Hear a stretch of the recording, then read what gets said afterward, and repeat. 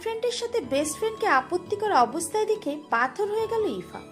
হাত থেকে টপাটপ রক্ত ঝরছে। রক্তে সাদা রঙের ফ্লোর রক্তিম আকার ধারণ করেছে। এখনো হাতের মুঠোয় গ্লাসের টুকরোগুলো বন্দি। হাতে রক্তগুলোর সাথে যোগ দিয়েছে চোখের অশ্রু, কিন্তু সেদিকে আক্ষেপ নেই তার। একটু আগের দৃশ্যগুলো চোখের সামনে ভাসছে। গ্লাস ভাঙার শব্দে ইফার হুঁশ না ফিরলেও বাকি দুজনে ফিরেছে। দাঁতে দাঁত চেপে সবকিছু সহ্য করছে ইফা। কিছু বলার শক্তি খুঁজে পাচ্ছে না। সব কথাগুলো গলায় দলা পাকিয়ে আটকে আছে, মুখ অব্দি আসছে না। যে দুজনকে পৃথিবীর সবচেয়ে বেশি ভালোবাসত, বেশি ভরসা করত, তারা এভাবে ঠকাতে পারে ধারণা ছিল না ইফার। ইফার জানা মতে আজ ছিল তার বয়ফ্রেন্ডের জন্মদিন, তাই সারপ্রাইজ দেওয়ার জন্য বলেছিল আজকে আহিরের সাথে মিট করবে না। সারপ্রাইজ দিতে এসে নিজেই এত বড় একটা সারপ্রাইজ পেয়ে যাবে ভাবতে পারেনি। দুর্বল পায়ে বেরিয়ে আসতে চাইছে, হাত ধরে আটকে দিল আহির। ইনোসেন্স ফেস করে বলল, প্লিজ এক minute Ifa, I can explain. আহিরের মুখের দিকে তাকিয়ে ঘৃণায় মুখ ফিরিয়ে নিল ইফা। এক ঝটকা দিয়ে নিজের হাতটা ছাড়িয়ে নিল। অপর হাতে থাকা শপিং ব্যাগগুলো ছুঁড়ে মারল মুখের ওপর। শার্টের কলার চেপে গর্জে উঠল সে। কি এক্সপ্লেন করবি তুই? আমাকে খুকি মনে হয় তোর কাছে? ভালোবাসি বলে তোর সব দোষগুণ এড়িয়ে যাব? কখনো না। Ifa please try to understand. তুমি বল দেখছো? সাথে সাথেই ঠাস ঠাস দুটো চর পড়ল আহিরের গালে। গালে হাত দিয়ে বিরক্তিকর চোখে ইফার দিকে তাকিয়ে আছে। রক্তাক্ত হাত দিয়ে চর মারাতে কাচের কিছু টুকরো ঢুকে গেল আহিরের মুখে। কোনটা ইফার রক্ত, কোনটা আহিরের রক্ত, হাজারবার চেয়েও খুঁজে আলাদা করা সম্ভব না। নির্ঘাত নিজের জীবনের সব খরচ ইফা বহন করে, না হলে দুটো চরের বদলে 18টা চর পড়তে ইফার গালে। নিজেকে শান্ত করে আবারও কয়েক পা এগিয়ে গেল ইফার দিকে। ধাক্কা মেরে দূরে সরিয়ে দিল আহিরকে। পড়তে গিয়েও কোনো রকমের সামনে নিল নিজেকে। আমার দেওয়া ফ্ল্যাটে থাকছিস, খাচ্ছিস, ইভেন তো শরীরের ড্রেসটাও আমার টাকায় কেনা। লজ্জা করেনি একবার?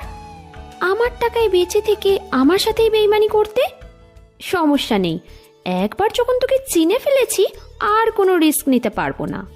শোন, কালকের মধ্যে আমার ফ্ল্যাট খালি করবি, আর আমার টাকা ফিরিয়ে দেওয়ার ক্ষমতা তো তোর নেই। তাই ব্যাংক ব্যালেন্সে যত টাকা আছে সেটা আবার রিটার্ন ফিরিয়ে নিচ্ছি। একদম চুপ। একটু আগে তুই আমাকে ফোন করে কি বলেছিলিস মনে আছে?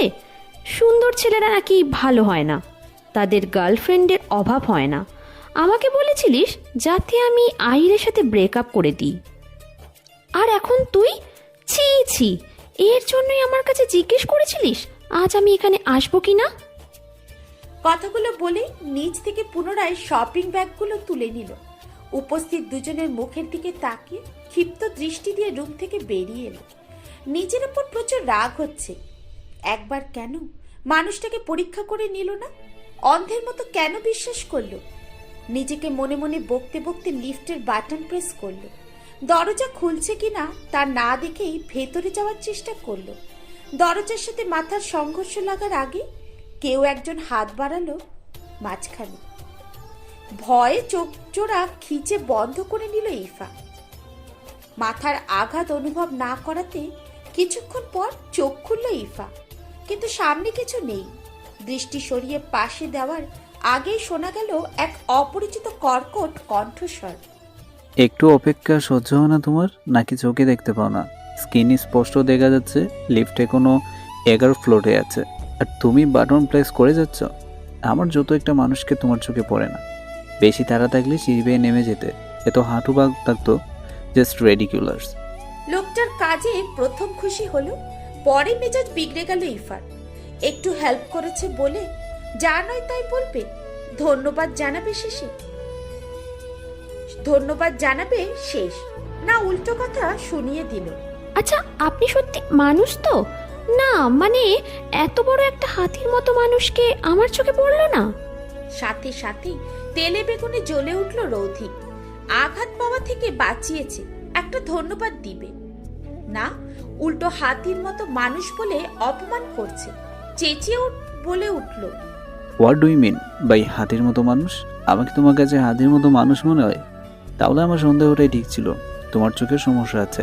আরেকটা কথা, এই হাতির মতো মানুষটা যদি তোমার কপালের সামনে হাত না দিত, এতক্ষণে তুমি হসপিটালে থাকতে। অসংখ্য ধন্যবাদ আপনাকে। আজ আপনি যদি আমার কপালের সামনে হাত না দিতেন, আমি শুধু হসপিটালে না, একেবারে মরেই যেতাম। প্রথমবার গিনিস বুক আমার নাম উঠত। লিফটের সাথে ধাক্কা লেগে প্রাপ্তবয়স্ক একজন তরুণী জীবন হারিয়েছে। কতটা ভালো হতো আপনি বলুন? এই সবে আপনার মাথা ঘুরে, লাইক সিরিয়াসলি? লিফটে মাত্রই একজন আসতে পারবে, যে কোনো একজন চলে আসুন। দমে গেল ইফা। সে পরে এসেছে, তাই তাকে পরেই যেতে হবে। অন্যদিকে মুখ ঘুরিয়ে বলল, যান। রৌধিক ইফার দিকে তাকিয়ে মৃদু হেসে বলল, তুমি যাও। এমন কথা শুনে দুজনেই মুচকি হেসে দিল। একটু আগে কিভাবে একে অপরের সাথে উঠে পড়ে ঝগড়া করছিল, আর এখন সাপোর্ট করছে। লিফটম্যান দ্বিতীয়বার তাড়া দিল। রৌধিককে রেখেই ইফা দ্রুত উঠে পড়ল লিফটে। রৌধিকের কিছু বোধগম্য হওয়ার আগে লিফটের দরজা বন্ধ হয়ে গেল। ভেতর থেকে শোনা গেল এক কাষ্ঠ হাসির শব্দ, সাথে কিছু কথা। তোমাকে কি যেন বলেছিলেন? সিঁড়ি বেয়ে নিচে নামলে হাঁটু ভালো থাকে? তাহলে একটা কাজ করুন, আপনি বরং এবার সিঁড়ি বেয়ে নিচে যান, আপনার হাঁটুও ভালো থাকবে। লিফট অলরেডি 2 ফ্লোরে চলে গেছে। আবার কখন লিফট আসবে তার হিসেব নেই। আর অপেক্ষা না করে সিঁড়ি দিয়ে নেমে গেল রৌথি। আঙ্কেল, আমার গাড়ির কাঁচ কে ভেঙেছে? মারিয়া দি। আঙ্কেল, কি সব বলছেন আপনি? কে মারিয়া? কিসের মারিয়া? মারিয়া কি দিচ্ছে? আমি আপনাকে জিজ্ঞেস করছি, আমার গাড়ির কাঁচ কে ভেঙেছে? মারিয়ার খবর নয়, আজব। আমি তো সেটাই বলতেছি, আপনার গাড়ির কাজ কালো শার্ট পরা একজন প্রাপ্তবয়স্ক ছেলে বাঙ্গিয়া পেলিয়েছে। ছেলেটা ভেঙে ফেললো আর আপনি দাঁড়িয়ে দাঁড়িয়ে দেখছেন? তাহলে আপনাকে কেন রাখা হয়েছে? আটকালেন না কেন? বাইকের কন্ট্রোল হারিয়ে আপনার কাছের উপর মারিয়া দিয়েছে। সব কিছু বুঝিবার আগেই হইয়া গেল, আমি কিছু করিতে পারি নাই। যে ছেলেটা আমার গাড়ির কাঁচ ভেঙেছে সে এখন কোথায়? এখন অ্যাপার্টমেন্টের ভেতর আছে, যায় নাই। একবার মনে হচ্ছে আহির গাড়ির কাজ ভেঙেছে, পরক্ষণে আবার মনে হচ্ছে না, ইফা নামার আগেই সিঁড়ি বেয়ে নেমে কাজ ভেঙে আবার পালিয়ে যাওয়া সম্ভব নয়। সবকিছু কেমন কাকতালীয়। এখন ছেলেটাকে ফোর্স করলে হয়তো কিছু টাকা ধরিয়ে দেবে, এর চেয়ে বেশি কিছু করতে পারবে না। কিন্তু এই সামান্য ব্যাপার নিয়ে কোনোরূপ ঝামেলায় জড়াতে চায় না ইফা। হাতে থাকা শপিং ব্যাগগুলো গার্ডের দিকে এগিয়ে দিয়ে বলল, এগুলো কোনো অসহায়কে দিয়ে দেবেন। তারপর দ্রুত গাড়িতে উঠে বেরিয়ে গেল বাড়ির উদ্দেশ্যে। মনটা একটুও ভালো নেই। গাড়ির কাছে এসে চোখ কপালে ইফার। গাড়ির দুটো কাঁচ ভাঙা। এইচএসসি পরীক্ষার পর গাড়িটা তার ভাই ইভো গিফট করেছিল। গাড়িটার জন্য অনেকবার বায়না করেছিল বাবার কাছে। ব্যস্ত নগরীতে ইফার জন্য গাড়ি কিনতে তিনি নারাজ। বাবাকে যখন অনেকবার বলেও তিনি নাকচ করলো, তখন ইভো শর্ত দিয়েছিল এইচএসসিতে প্লাস আসলে পছন্দের গাড়ি কিনে দিবে। মাঝে মাঝে নিঃসনে গিয়ে পছন্দের গাড়িটা দেখে আসতো, বাকি সময় শুধু পড়াশোনা করত। বয়ফ্রেন্ডের নাম্বারটা ফোনে জল করতে দেখে মাথায় রাগ চেপে গেল ইফার। ইচ্ছে করছে ফোনটা তুলে কয়েকটা কথা শুনিয়ে দিতে, কিন্তু আহিরের সাথে কোনো কথা বাড়াতে চায় না ইফা। নিজের মনের মাঝে কথাগুলো ভাবতে ভাবতে ফোনটা কেটে গেল। মিনিট পেরোতে না পেরোতেই পুনরায় ফোনটা বেজে উঠল। আবারও আহির ফোন করেছে। একের পর এক ফোনের রিং বেজেই চলেছে।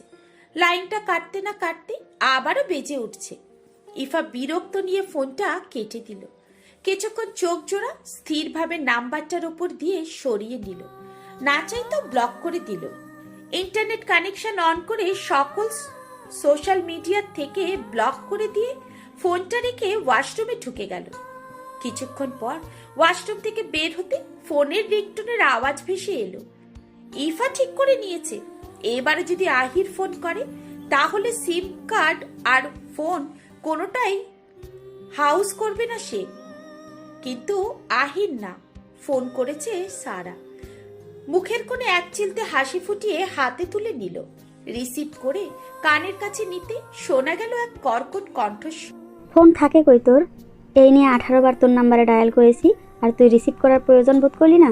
নাকি বয়ফ্রেন্ডের জায়গায় মন পুড়ে গেছে? চুপ করবি তুই? আমি ইফা, বেইমানদের দেওয়া কষ্টে কষ্ট পাই না। জাস্ট শাওয়ার নিতে গিয়েছিলাম, হাতে ব্যান্ডেজ থাকার কারণে একটু দেরি হয়েছে। By the way, thanks a lot. একে কানের নিচে লাগিয়ে দিব একশোর, ফাজিল মেয়ে কোথাকার। নতুন নতুন প্রেমে পড়ে ফ্রেন্ডদের থ্যাঙ্কস বলছিস? সাহস থাকলে আরেকবার বলিস, সেখানেই পুঁতে রাখবো। মুচকি হাসলো ইফা। তার ফ্রেন্ডরা এতটাই ভালোবাসে ভাবতে পারেনি সে।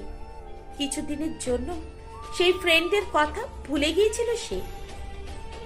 সারা আগেই সবটা জানতে পেরেছিল আহিরের ব্যাপারে। সেটা ইফার সামনে তুলে ধরতে এত অভিনয় করেছিল, আর ইফাও রাজি হয়ে যায়। কিছু বলার আগেই সারা বলে উঠল, হাতের কি অবস্থা তোর? ডাক্তার দেখিয়েছিস? মেডিসিন নিয়েছিস? আন্টি কিছু বলেছে? হ্যাঁ। শব্দটা উচ্চারণ করে আর কিছু বলতে পারল না। বাহির থেকে অনবরত দরজায় নক করার শব্দ শোনা যাচ্ছে, সাথে শোনা যাচ্ছে রুমকির দরজা খোলার আকুল কণ্ঠ। ইভা, তুই কি ঠিক করেছিস আজকে রুমের বাইরে আসবি না? আর কিছু খাবিও না? ঠিক আছে, আমি তোর বাবা ভাইকে ডেকে আনছি, তারাই যা করার করবে। ফোনের লাইন কেটে পাশে রেখে দিল ইফা। এই নিয়ে রুমকি মোট 5 বার এসেছে তাকে ডাকতে, কিন্তু দরজা খোলেনি।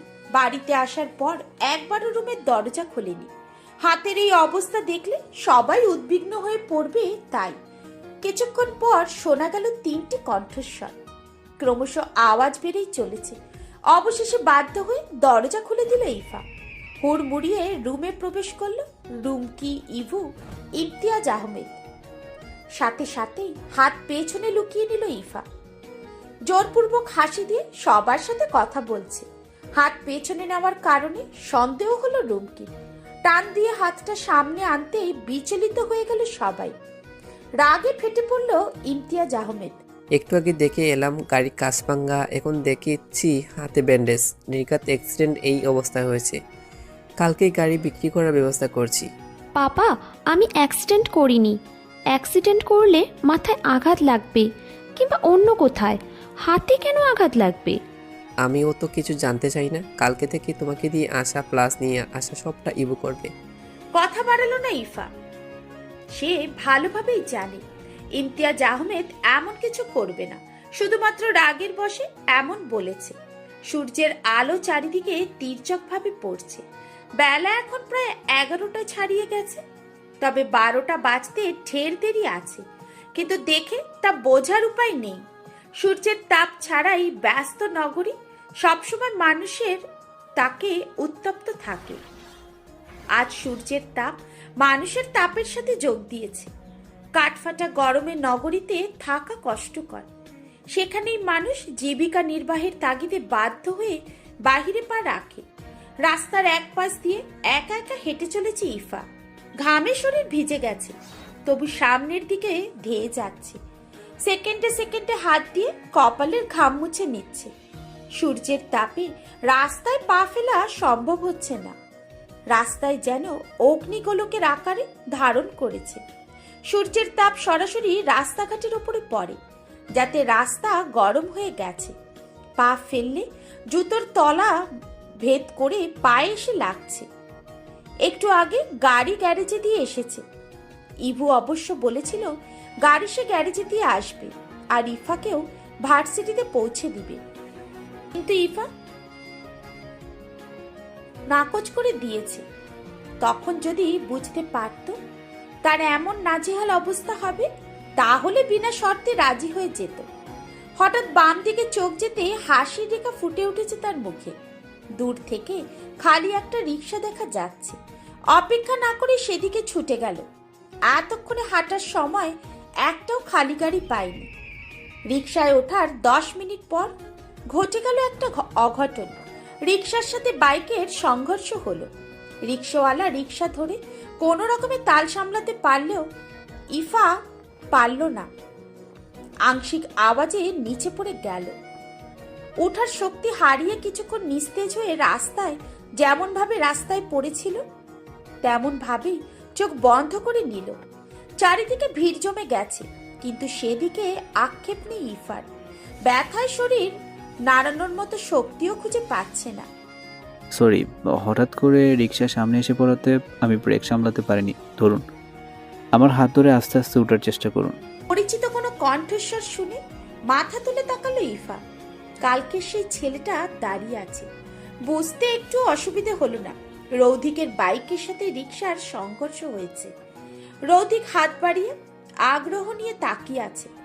রৌধিকের হাতে হাত রাখতে নিলে মৃদু চিৎকার করে উঠল ইফা। হাতের কোনোই ছিলে সাদা চামড়া বের হয়ে এসেছে, মাঝে মাঝে রক্তের ছিপছিপ ফোঁটা। মাথা নিচু করে নিল ইফা। কি করবে কিছুই বুঝতে পারছে না। অন্য হাত ব্যান্ডেজ করা। রৌধিক ইভাকে বুঝতে দেরি করল না। একটু ঝুঁকেই কোমর আঁকড়ে ধরে ওঠানোর চেষ্টা করলো। হাঁটুতে টান অনুভব করে, চিৎকার করে রৌধিকের শার্ট চেপে ধরল। কয়েকবার জোরে জোরে শ্বাস নিয়ে নিজেকে সামলানোর চেষ্টা করছে। রৌধিকের বুঝতে বাকি রইল না হাঁটুতে কোনো ইনজুরি হয়েছে। ইফার হাতটা নিজের থেকে আস্তে ছাড়িয়ে গলার উপরে রাখল। মৃদু হেসে কোলে নিয়ে নিল। হঠাৎ রৌধিক কোলে তুলে নেওয়াতে শক্ট হয়ে গেল ইফা। অবাক চোখে রৌধিকের দিকে তাকিয়ে আছে। ইফাকে বাইকে বসিয়ে দিল। রিক্সাওয়ালাকে কিছু টাকা ধরিয়ে দিয়ে রিক্সাটা ঠিক করে নিতে বলল। সবাইকে যার যার কাজে চলে যেতে বলে রৌধিক বাইকের পেছনের দিকটায় বসে বাইক স্টার্ট দিল। ফার্মেসির বেঞ্চিতে বসে আছে রৌধিক ইফা। ডাক্তার দুজনকে একটু অপেক্ষা করতে বলে ভেতরে গেছে। ইফা ভেতরে ভেতরে ভয়ে দাঁত দিয়ে নখ কাটছে। ডাক্তার যদি এসে ইঞ্জেকশন পুশ করে দেয়। একবার রৌধিকের দিকে তাকাচ্ছে, আরেকবার ডাক্তার আসছে কিনা দেখছে। ইফার চোখের অশ্রুতে রৌধিকের শার্টের আংশিক অংশ ভিজে একাকার হয়ে গেছে। হাতের নখের আঁচড়ে রৌধিকের পিঠের নাজেহাল অবস্থা। শার্টের ওপর থেকে নখগুলো দাঁড়ালো অস্ত্রের মতো কাজ করেছে। পিঠের মাঝে মাঝে রক্তের বিন্দু বিন্দু ফোঁটা শার্টের ওপর ভেসে আছে। সাদা শার্টের মধ্যে অন্যরকম ছিপছিপ ডিজাইন রয়েছে। একটা মেয়ে ইনজেকশনের কথা শুনে এতটা ভয় পেতে পারে ধারণা ছিল না রৌধিকের। শুধু নাম শুনেই এই অবস্থা। পুশ করলে কি হবে আল্লাহই মালুম। আচ্ছা, ইফা সত্যি ভয়ে এমন বিহেভ করছে নাকি অ্যাক্সিডেন্টের রিভেঞ্জ নিচ্ছে? আঘাতের বদলে আঘাত, রক্তের বদলে রক্ত। কিন্তু একটা মেয়ে এতটা হার্টলেস হতে পারে না। বিনা শব্দে ঠোঁট প্রশস্ত করে হাসলো রৌধিক। ইফার মাথাটা আলতো হাতে নিজের বুকে চেপে শান্ত কণ্ঠে বলল, ভয় পেও না, আমি আছি তোমার সাথে। বুক থেকে মুখ তুলে তাকালো ইফা। এতক্ষণ রৌধিক ইফার দিকে তাকিয়ে ছিল। বিধায় মাথা তুলতে দুজনের চোখাচোখি হয়ে গেল। হার্ট দ্রুত তালে বিট করছে। রৌধিকের শান্ত কণ্ঠে মিশে আছে অদ্ভুত এক মাদকতা, যা বারবার গ্রাস করছে ইফাকে। বুকের মাঝে বয়ে যায় এক ঠান্ডা শীতল স্রোত, যা বোঝার মতো ক্ষমতা ইফার নেই। রৌধিককে এত কাছে দেখে মনে হচ্ছে এই বুঝেই তার বুকের ভেতরে ঢুকে গেল। এই মেয়ে, এই তো হয়ে গেছে। ডাক্তারের কণ্ঠে হুঁশ ফিরল দুজনের। সাথে সাথে চোখ নামিয়ে নিল দুজনে। অপ্রস্তুত হয়ে পড়ল ইফা। ডাক্তার দুজনের কাণ্ড দেখে অট্ট হাসিতে ফেটে পড়ল। রৌধিকের পিঠ চাপড়ে মৃদু শব্দে বললেন, নো ইয়াং ম্যান, ছেলেদের লজ্জা পেতে নেই। আমিও এমন কত করেছি। মাঝরাতে বউকে নিয়ে পালিয়ে আসা, কুলে নিয়ে হাঁটা, চন্দ্র বিলাপ করা, গুদলি উপভোগ করা। একটা কথা মনে রাখবে, time and tide wait for none. এটাই তোমাদের বয়স, যা ইচ্ছা তাই করবে, না হলে বৃদ্ধ বয়সে আফসোস করবে। প্রাপ্ত বয়সে দুষ্টুমিগুলো বড্ড মিস করছি। লজ্জায় পড়ে গেল ইফা। ইচ্ছে করছে মাটির ফাঁক হয়ে যা, আর সে মাটির ফাঁকে ঢুকে যা। রৌধিকও নিচের দিকে তাকিয়ে আছে। লোকটা বোধ বুদ্ধির ছিটে ফোটাও নেই। তার কথার ধরনে স্পষ্ট বোঝা যাচ্ছে 1.5 ঘন্টা ধরে কাকের মতো কাকা করে যাচ্ছে রুমটি। সোফায় হেলান দিয়ে ডোন্ট কেয়ার ভাব নিয়ে বসে আছে ইফা। একটু পর পর কানে হাত দিয়ে কান পরিষ্কার করার অভিনয় করছে। রুমকির বকবকানি শুনতে একদম ভালো লাগছে না তার। এই বকবকানি কাকের কাকা শব্দেরও হার মানাবে। নেহাত হাঁটতে পারে না, না হলে এখানে বসে এইসব সহ্য করতো না। তার পাশে বসে আরামসে কফি খাচ্ছে রৌধিক। এখানেও রৌধিক কোলে করে নিয়ে এসেছে। অবশ্য রৌধিক কফি খেতে চায়নি, মেয়ের উপকারের প্রতিদান দেওয়ার জন্য এইটুকু করছে। তিনজনের ভাবনার পথেই হুড়মুড় করে বাড়িতে ঢুকে পড়ল ইমতিয়াজ আহমেদ আর ইভু। ইফার বাড়ি ফেরার পরপরই ফোন করে জানিয়েছে রুমকি। 1 সেকেন্ড অপেক্ষা না করে তখনই বাড়ির উদ্দেশ্যে বেরিয়ে পড়েন তারা। বিচলিত হয়ে পড়লেন, কথা বলার ভাষা হারিয়ে ফেলেছে। ইফার গালে কয়েকটা চুমু খেয়ে রৌধিকের সামনে গিয়ে দাঁড়ালেন। রৌধিকের হাত নিজের হাতের মাঝে বন্দি করে ইমতিয়াজ আহমেদ বললেন, তোমাকে অসংখ্য ধন্যবাদ বাবা, আমার মেয়েটাকে ঠিক সময়ে ডাক্তারের কাছে নিয়ে যাওয়ার জন্য, আবার বাড়িতে পৌঁছে দেওয়ার জন্য। রৌধিক এক দৃষ্টিতে ইমতিয়াজ আহমেদের দিকে তাকিয়ে আছে। ইমতিয়াজ আহমেদ যেন তার বাবা আদ্রিক আহমেদের প্রতিচ্ছবি। হয়তো দুজন মানুষের কখনো দেখা হয়নি, তবু একে অপরের মধ্যে সাদৃশ্য রয়েছে। ইফার কথায় ধ্যান ভাঙল রৌধিকের। বাবা, ওকে ধন্যবাদ দিয়ে আহামরি কোনো লাভ নেই, বিকজ তোমার এই বাবার বাইকের সাথেই আমার অ্যাক্সিডেন্ট হয়েছে। সে যাই হোক, আজকাল কেউ অ্যাক্সিডেন্ট দেখলে ভয়ে পালিয়ে যায়, এরা তো অ্যাক্সিডেন্টও করে চিকিৎসা করে বাড়ি এসে পৌঁছে দিয়ে গেছে। আচ্ছা বাবা, তোমার নাম কি? আফসানা আহমেদ রৌদিক। মাশাল্লাহ, খুব সুন্দর নাম। বলেই হাত ছোঁয়ালেন রৌধিকের মাথায়। ঠোঁট নাড়িয়ে শব্দহীন ভাবে দুবার উচ্চারণ করল, ইফা রৌধিক। ফলশ্রুতিতে ইফা ছাড়া বাকি কারোর মস্তিষ্কে পৌঁছল না। এতক্ষণ একসাথে আছে আর কেউ কারোর নাম জানে না। হঠাৎ করে কঠিন শব্দে গর্জে উঠলেন ইমতিয়াজ আহমেদ। কালকে রাতে তোমাকে আমি কে বলেছিলাম ইফাকে দিয়ে আসা প্লাস নিয়ে আসা তোমার দায়িত্ব ছিল না? আজও আমি ইফার গাড়ি বিক্রি করার ব্যবস্থা করছি। তুমি যদি না পারো তাহলে আমি ওর দায়িত্ব নিব। যত দোষ মন্দ দোষ, তোমার চোখে গাড়ি ছাড়া আর কিছু পড়ে না।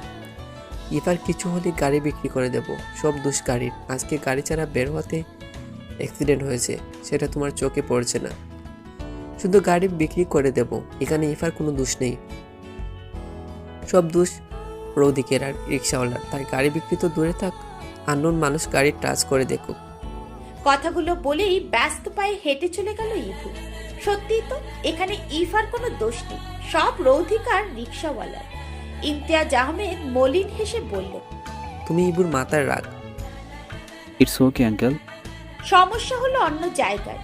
ইমতিয়াজ আহমেদের হাঁটুতে ব্যথা, এদিকে ইভুর আসার কোনো খবর নেই।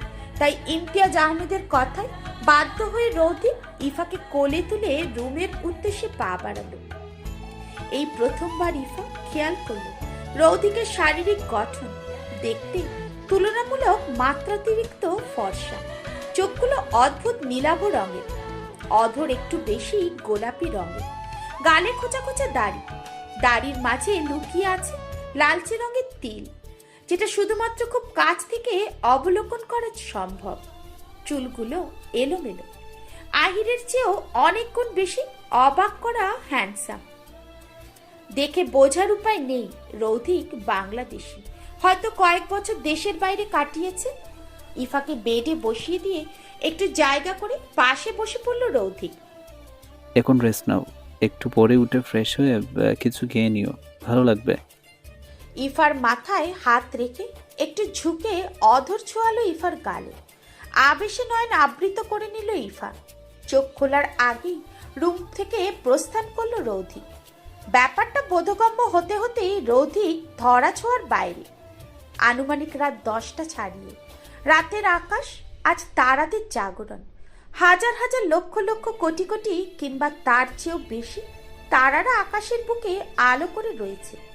তবুও চাঁদের আলোর মতো আলোকিত নয় পৃথিবীটা। রাতের আকাশে চাঁদের অনুপস্থিতি আজ অনেক কিছু জানান দিচ্ছে। সূর্য আর চাঁদ ছাড়া আকাশ যেন সম্পূর্ণ নিঃস্ব। ঠিক তেমনি আজ রৌধিকের বুকটাও নিঃস্ব। কখন থেকে ফোনটা হাতে নিয়ে বসে আছে। ইফাকে ফোন করবে কি করবে না, সেই দ্বিধাদ্বন্দ্বে ভুগছে। আধ ঘন্টা আগে শাওয়ার নিয়ে বেরিয়েছে, পরনে একটা ছাই রঙা ট্রাউজার, চুলের পানি টপ টপ করে পড়ছে, শরীরের পানি এসির ঠান্ডা হাওয়ায় শুকিয়ে গেছে। অনেকক্ষণ নিজেকে সামলে কাপা কাপা হাতে চোখ বন্ধ করে ইফার ফোনে ডায়াল করলো। ইফাকে না জানিয়ে ফোন নাম্বারটা নিয়ে এসেছে। ইভুর কোলে মাথা রেখে ঘুমিয়ে আছে ইফা, বোনের মাথায় হাত বুলিয়ে দিচ্ছে সে। ইভু ইফাকে রাজকুমারীর গল্প শুনিয়ে ঘুম পাড়িয়েছে। হঠাৎ ফোনের রিং বাজতে চট জলদি সাইলেন্ট করে নিল। ইভু চায় না ইফার ঘুম ভাঙুক। ইফার মাথাটা কোল থেকে নামিয়ে বালিশে রাখলো। ব্যালকনিতে গিয়ে চেক করে দেখলো আননোন নাম্বার। তবু রিসিভ করে দুবার হ্যালো উচ্চারণ করলো, কিন্তু অন্য পাশে কোনো কথা তার কানে অবধি পৌঁছলো না। উপায় না পেয়ে কল কেটে দিল। ফোন অফ করে ইফার পাশে রেখে রুমের লাইট নিভিয়ে নিজের রুমে চলে এলো। চোখের কোণ ঘেঁষে দুফোঁটা অশ্রু গড়িয়ে পড়ল ফ্রেমের ওপর। চোখ বন্ধ করে কিছুক্ষণ হাত বুলিয়ে নিল ছবিটার ওপর আদ্রিক আহমেদ। আজ বন্ধুর কথা খুব মনে পড়ছে। আনুমানিক 25 বছর আগে দুজন বন্ধুর বন্ধুত্ব বিচ্ছেদ হয়েছে, তাও আবার অজানা একটা ছোট্ট কারণে। 25 বছর আগে আদ্রিক আহমেদ নিজের প্রাণপ্রিয় বন্ধুকে ফেলে বিদেশে গমন করেছে। সেখানে সেটেল হওয়ার পর বন্ধুর অনেক খোঁজ খবর করেছেন, কিন্তু খবর মেলেনি। যখন বিদেশে পাড়ি জমান তখন তিনি বিয়ে করেননি। সেখানে বন্ধুকে ছাড়া পবিত্র বন্ধনে আবদ্ধ হয়েছিল। যখন বন্ধুকে বিয়ের খবর জানায় তখন সে আনন্দিত হওয়ার বদলে আদ্রিক আহমেদের সাথে বন্ধুত্বের ইতি টানে। হয়তো বন্ধুর প্রতি চাপা অভিমান আর অভিযোগ কাজ করছিল। 5 বছর আগে বন্ধুর অভিমান ভাঙাতে পরিবার সহ দেশে ফিরেছেন। আদ্রিক আহমেদের ভাবনার মাঝে রুমে ঢুকলো তাহমিনা। হাত থেকে ফটো ফ্রেমটা নিয়ে যত্ন সহকারে কাবাডে রেখে দিল। আদ্রিক আহমেদের পাশে বসে পড়ল তাহমিনা। কিছু বলার আগে মুখ খুললেন তিনি। 5 বছর ধরে ইমতিয়াজকে খোঁজার চেষ্টা করছি, সব চেষ্টা বারবার বৃথা হয়ে যাচ্ছে। আমি কি আমার বন্ধুর দেখা কখনো পাবো না? পারবো না তার রাগ ভাঙাতে। আমার বিশ্বাস একদিন না একদিন তুমি তোমার প্রাণের বন্ধুর দেখা ঠিকই পাবে। দেখো, আল্লাহ তোমাকে আশাহত করবে না। তাই যেন হয়। তাও চৈত্র মাসের প্রথম লগ্ন, কাঠফাটা সূর্য কিরণে এক মুহূর্ত শান্তিতে দম নেওয়া অসম্ভব ব্যাপার। গ্রামের দিনের বেলা বৃক্ষের নিচে বসে যে উচ্ছ্বাস পাওয়া যায় তা শহরাঞ্চলে সম্ভব নয়। হবে কিভাবে? শহরে কোনো গাছের চিহ্ন নেই, বিদায় ঠান্ডা সমীরণ অনুভব করা সম্ভব নয়। তাই তো মানুষ আজকাল যন্ত্র নির্ভর হয়ে উঠেছে। কৃত্রিম যান্ত্রিক দিয়ে হিম আবরণ তৈরি করছে। মাঝে মাঝে বর্ষণ হয়ে রাস্তাঘাট পিচ্ছিল করে তোলে ঠিকই, কিন্তু গরমের আস্তরণ কমে না। সেদিনের বর্ষণেও তার ব্যতিক্রম হলো না। রাস্তায় বৃষ্টির পানি জমে নাজেহাল অবস্থা। গাড়ি অতিক্রম করার সময় চাকার নিচে পিষে যাওয়া পানিগুলো দুপাশে ছিটে ওঠে। কখনো পথচারীর শরীরে ছিটে জামা কাপড় নষ্ট করে দিচ্ছে, কখনো বা তার ব্যতিক্রম হচ্ছে। তবে রাস্তা ভালো না থাকায় খুব প্রয়োজন ছাড়া এই রাস্তায় গাড়ি চলাচল করে না। মাঝে মাঝে দু একটা দেখা যায়, শুধুমাত্র মানুষের চলাফেরার জন্য ব্যবহার করা হয়। রাস্তায় দাঁড়িয়ে দাঁড়িয়ে বন্ধুদের সাথে গভীর আড্ডায় মেতেছে রৌথিক। একটু পরপর ঠাস ঠাস চাপড় পড়ার শব্দ পাওয়া যাচ্ছে। ব্যস্ত মনে স্কুলে যাওয়ার জন্য ছুটছে স্কুল ছাত্রীরা। পুনরায় পানি ছিটকে তাদের শরীরে আসার উপক্রম হলে হাত দিয়ে চোখ আড়াল করে নিল। রৌথিক মুখে পানি দিয়ে আর গিলতে পারছে না।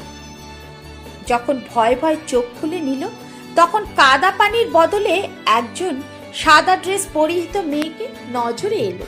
সে আর কেউ নয়, ইফা। ইফা হাতের ওড়না দিয়ে বাচ্চাদের আড়াল করে রেখেছে, যার ফলশ্রুতিতে বাচ্চাদের বদলে ইফার ওড়না কাদায় মাখো মাখো অবস্থা। তবে হালকা কাদা বাচ্চাদের জুতোর উপরে পড়েছে। বাচ্চাদের হাত ধরে রাস্তা পার করে দিল। দ্রুত পায়ে হেঁটে নিজের গাড়ির কাছে এগিয়ে গেল, কিন্তু পানির বোতল ফাঁকা। আশেপাশে কিছুক্ষণ কৌতূহলী চোখে তাকিয়ে রইল। চোখ আটকে গেল রৌথিকের হাতে। রৌদিক বোতল নিয়ে বন্ধুদের সাথে আড্ডায় মেতেছে। অপেক্ষা না করে রৌদিকের হাত থেকে পানির বোতলটা নিয়ে বাচ্চাদের জুতোয় ঠেলে দিল। একটু ঝুঁকে টিস্যু পেপার দিয়ে জুতোগুলো পরিষ্কার করে দিল। আলতোভাবে এক এক করে দুজনের ললাটে অধর ছুঁয়ে দিল। বিদায় দিয়ে ফিরে আসার জন্য পা বাড়ালো। হঠাৎ করেই মুষলধারে বৃষ্টি শুরু হলো। চটজলদি গাড়ির কাছে এসে ছাতা বের করে বাচ্চাদের কাছে ফিরে আসার আগেই বাচ্চাগুলো ভিজে কাক ভেজা হয়ে গেছে। ইফা পুনরায় ছাতাটা গাড়িতে রেখে চেঁচিয়ে বলল, তাড়াতাড়ি নামো, বৃষ্টিতে ভিজবো। সাথে সাথে সারা, রুহি আর সানভি নামলো। জমাট বাঁধা পানির কাছে গিয়ে 6 জন একসাথে দুমদাম শব্দ আস্ফলন করতে লাগলো। সেদিন রৌদিক প্রথমবারের মতো কোনো মেয়ের মায়াজালের মাঝে নিজেকে হারিয়েছে। পুরোটা সময় সে ইফার দিকে এক দৃষ্টিতে তাকিয়েছিল। প্রতিদিন এসে সেখানে বসে থাকতো, কিন্তু ইফার দেখা মিলত না। সেদিন যখন ইফার গাড়িটা অ্যাপার্টমেন্টের ভেতরে ঢুকছিল, তখন প্রবল যোগকে গাড়ির দুটো কাঁচ ভেঙে ফেলেছিল। শরীরে পানি পড়াতে লাফ দিয়ে উঠে বসলো রৌদিক। হঠাৎ তন্দ্রায় ব্যাঘাত ঘটায় কি হচ্ছে বোধগম্য হতে বেশ খানিকক্ষণ সময় লাগলো। তার সামনে হাতে ব্র্যাকেট নিয়ে দাঁড়িয়ে আছে আদ্রিতা। ভাইকে বেঘরে ঘুমোতে থাকতে দেখে মাথায় দুষ্ট বুদ্ধি আটে। এখন ডোন্ট কেয়ার ভাব নিয়ে দুহাত বুকে গুজে দাঁড়িয়ে আছে। রাগী দৃষ্টি নিক্ষেপ করে আদ্রিতার দিকে তাকালো। ভয়ে দৌড়ে রুম থেকে বেরিয়ে গেল সে। জোরে জোরে চেঁচিয়ে বলে গেল, মা, তোমার ছেলেকে থামাও, আমাকে মেরে ফেললো। আদ্রিতার রুম থেকে বেরিয়ে যেতে অট্টহাসিতে ফেটে পড়ল রৌদিক। খুব আফসোস হচ্ছে, একটু আগের কত সুন্দর একটা স্বপ্ন দেখছিল, সেটা তার বোন নষ্ট করে দিল। মাঝখানে কেটে গেছে 5টা দিন।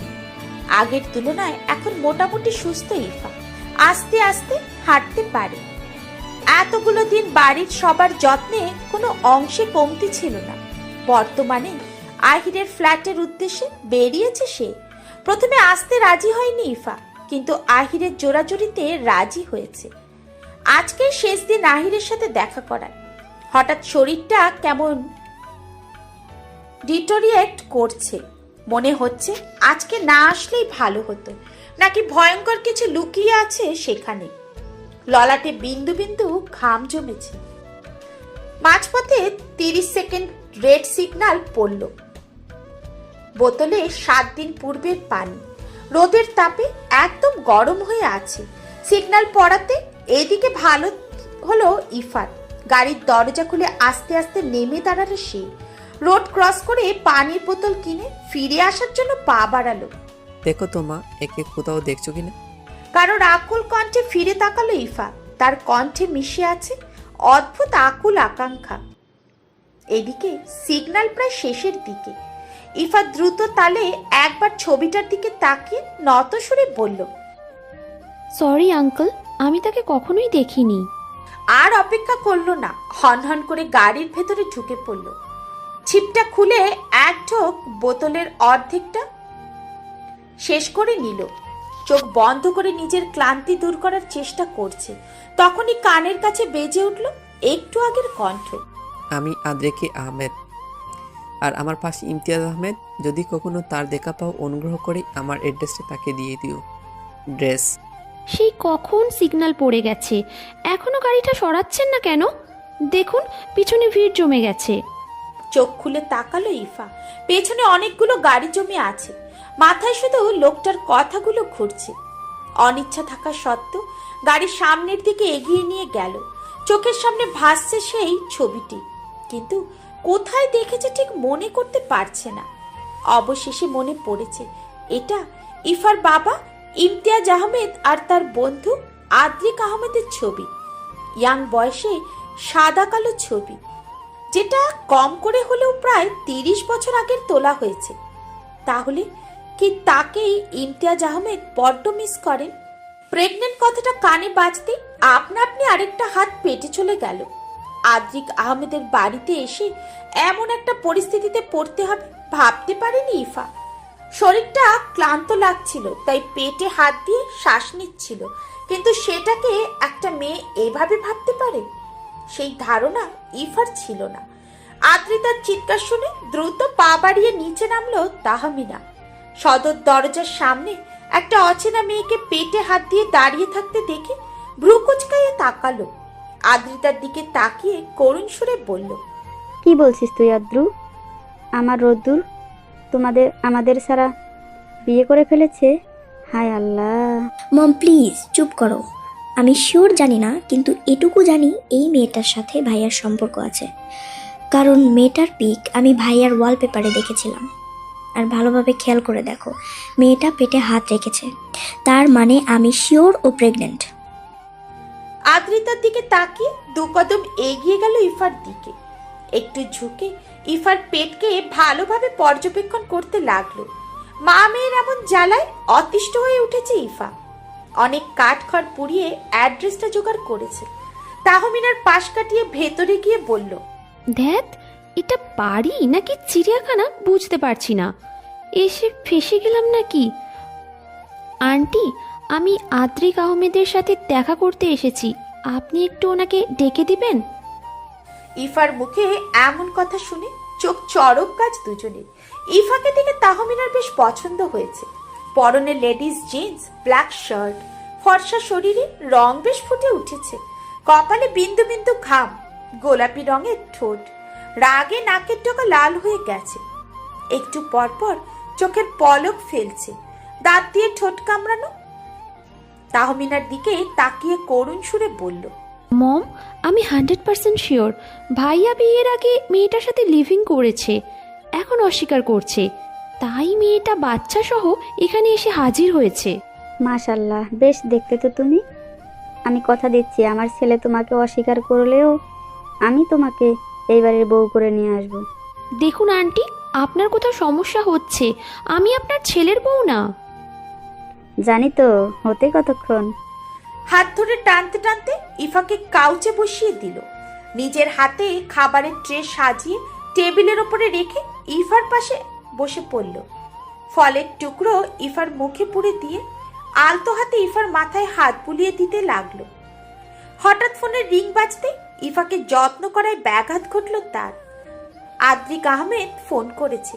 ফোনটা রিসিভ করে ব্যস্ত গলায় বলল, যদি নিজের মান সম্মান কিছুটা বাঁচাতে চাও তাহলে আসার সময় কাজী ডেকে নিয়ে এসো, নইলে তোমার প্রেস্টিজের 14টা বেজে যাবে। কথাগুলো বলেই ফোন কেটে দিল তাহমিনা। আদ্রিক আহমেদকে কিছু বলার সুযোগ দিল না। আন্টি, আপনাদের কোথাও ভুল হচ্ছে, আমি আপনাদের ছেলেকে চিনি না। আমি ইফা আহমেদ, ডটার অফ ইমতিয়াজ আহমেদ, মানে আদ্রিক আহমেদের হারিয়ে যাওয়া বন্ধু ইমতিয়াজ আহমেদের একমাত্র মেয়ে। একদমে কথাগুলো বলে থামলো ইফা। উপস্থিত দুজনেই অবাক চোখে ইফার দিকে তাকিয়ে আছে। 4 ঘন্টা হয়েছে বাড়িতে এসে পৌঁছেছে। সাথে আদ্রিক আহমেদ, তাহমিনা, আদ্রিতা, 3 জনই এসেছে। আদ্রিক আহমেদ আর ইমতিয়াজ আহমেদ একসাথে কাউচে বসে আছে। দুজনের হাত মুষ্টিবদ্ধ করে বন্দি, একে অপরের কাঁধে মাথা রেখে আছে। এটা স্বপ্ন নাকি সত্যি বিশ্বাস হচ্ছে না। মনে হচ্ছে এই বুঝি স্বপ্নটা ভেঙে গেল আর তাদের বন্ধুত্বটা আবারও হারিয়ে গেল। গত 25 বছর আগে ভাঙা বন্ধুত্ব আজ আবার জোড়া লেগেছে। ইফা দুজনকে একসাথে দাঁড় করিয়ে সারপ্রাইজ দিয়েছে। ইতিমধ্যেই রুমকির সাথে তাহমিনার অনেক ভাব হয়ে গেছে। মিশুক মেয়ে হিসেবে আদ্রিতাকে খুব ভালো লেগেছে ইফার। আদ্রিতা আর ইফার দুজনেই ফোন নিয়ে ব্যস্ত, আর ইভু করুণ চোখে সবার দিকে তাকিয়ে আছে। জরুরি ভিত্তিতে ফোন করে আনিয়েছে ইফা। এখন এক্স্যাক্টলি এখানে বসে কি করা উচিত বুঝতে পারছে না। হাই তুলে উঠে দাঁড়ালো ইফা, ফোনের দিকে তাকিয়ে বলল, মা, আমি ডিনার করব না, খুব ঘুম পাচ্ছে, এখন ঘুমাবো। ইভুকে উদ্দেশ্য করে বলল, তুইও যাবি না? বলেই চপল পা বাড়ালো ইফা। আজ পর্যন্ত রাতে না খেয়ে থাকেনি সে। কয়েক কদম ফেলতেই সামনে এসে দাঁড়ালো আদ্রিক আহমেদ আর ইমতিয়াজ আহমেদ। ইফার হাত দুটো মুঠোয় নিয়ে বললেন, তোকে অসংখ্য ধন্যবাদ মামনি, ইমুকে আমার কাছে ফিরিয়ে দেওয়ার জন্য। তুই জানিস না ইমু আমার কাছে কতটা ইম্পর্টেন্ট। আজ থেকে তুই তার চেয়ে ইম্পর্টেন্ট, কারণ আমি তোর জন্য ইমুকে পেয়েছি। কথাটা বলেই আলতোভাবে জড়িয়ে ধরলো ইফাকে।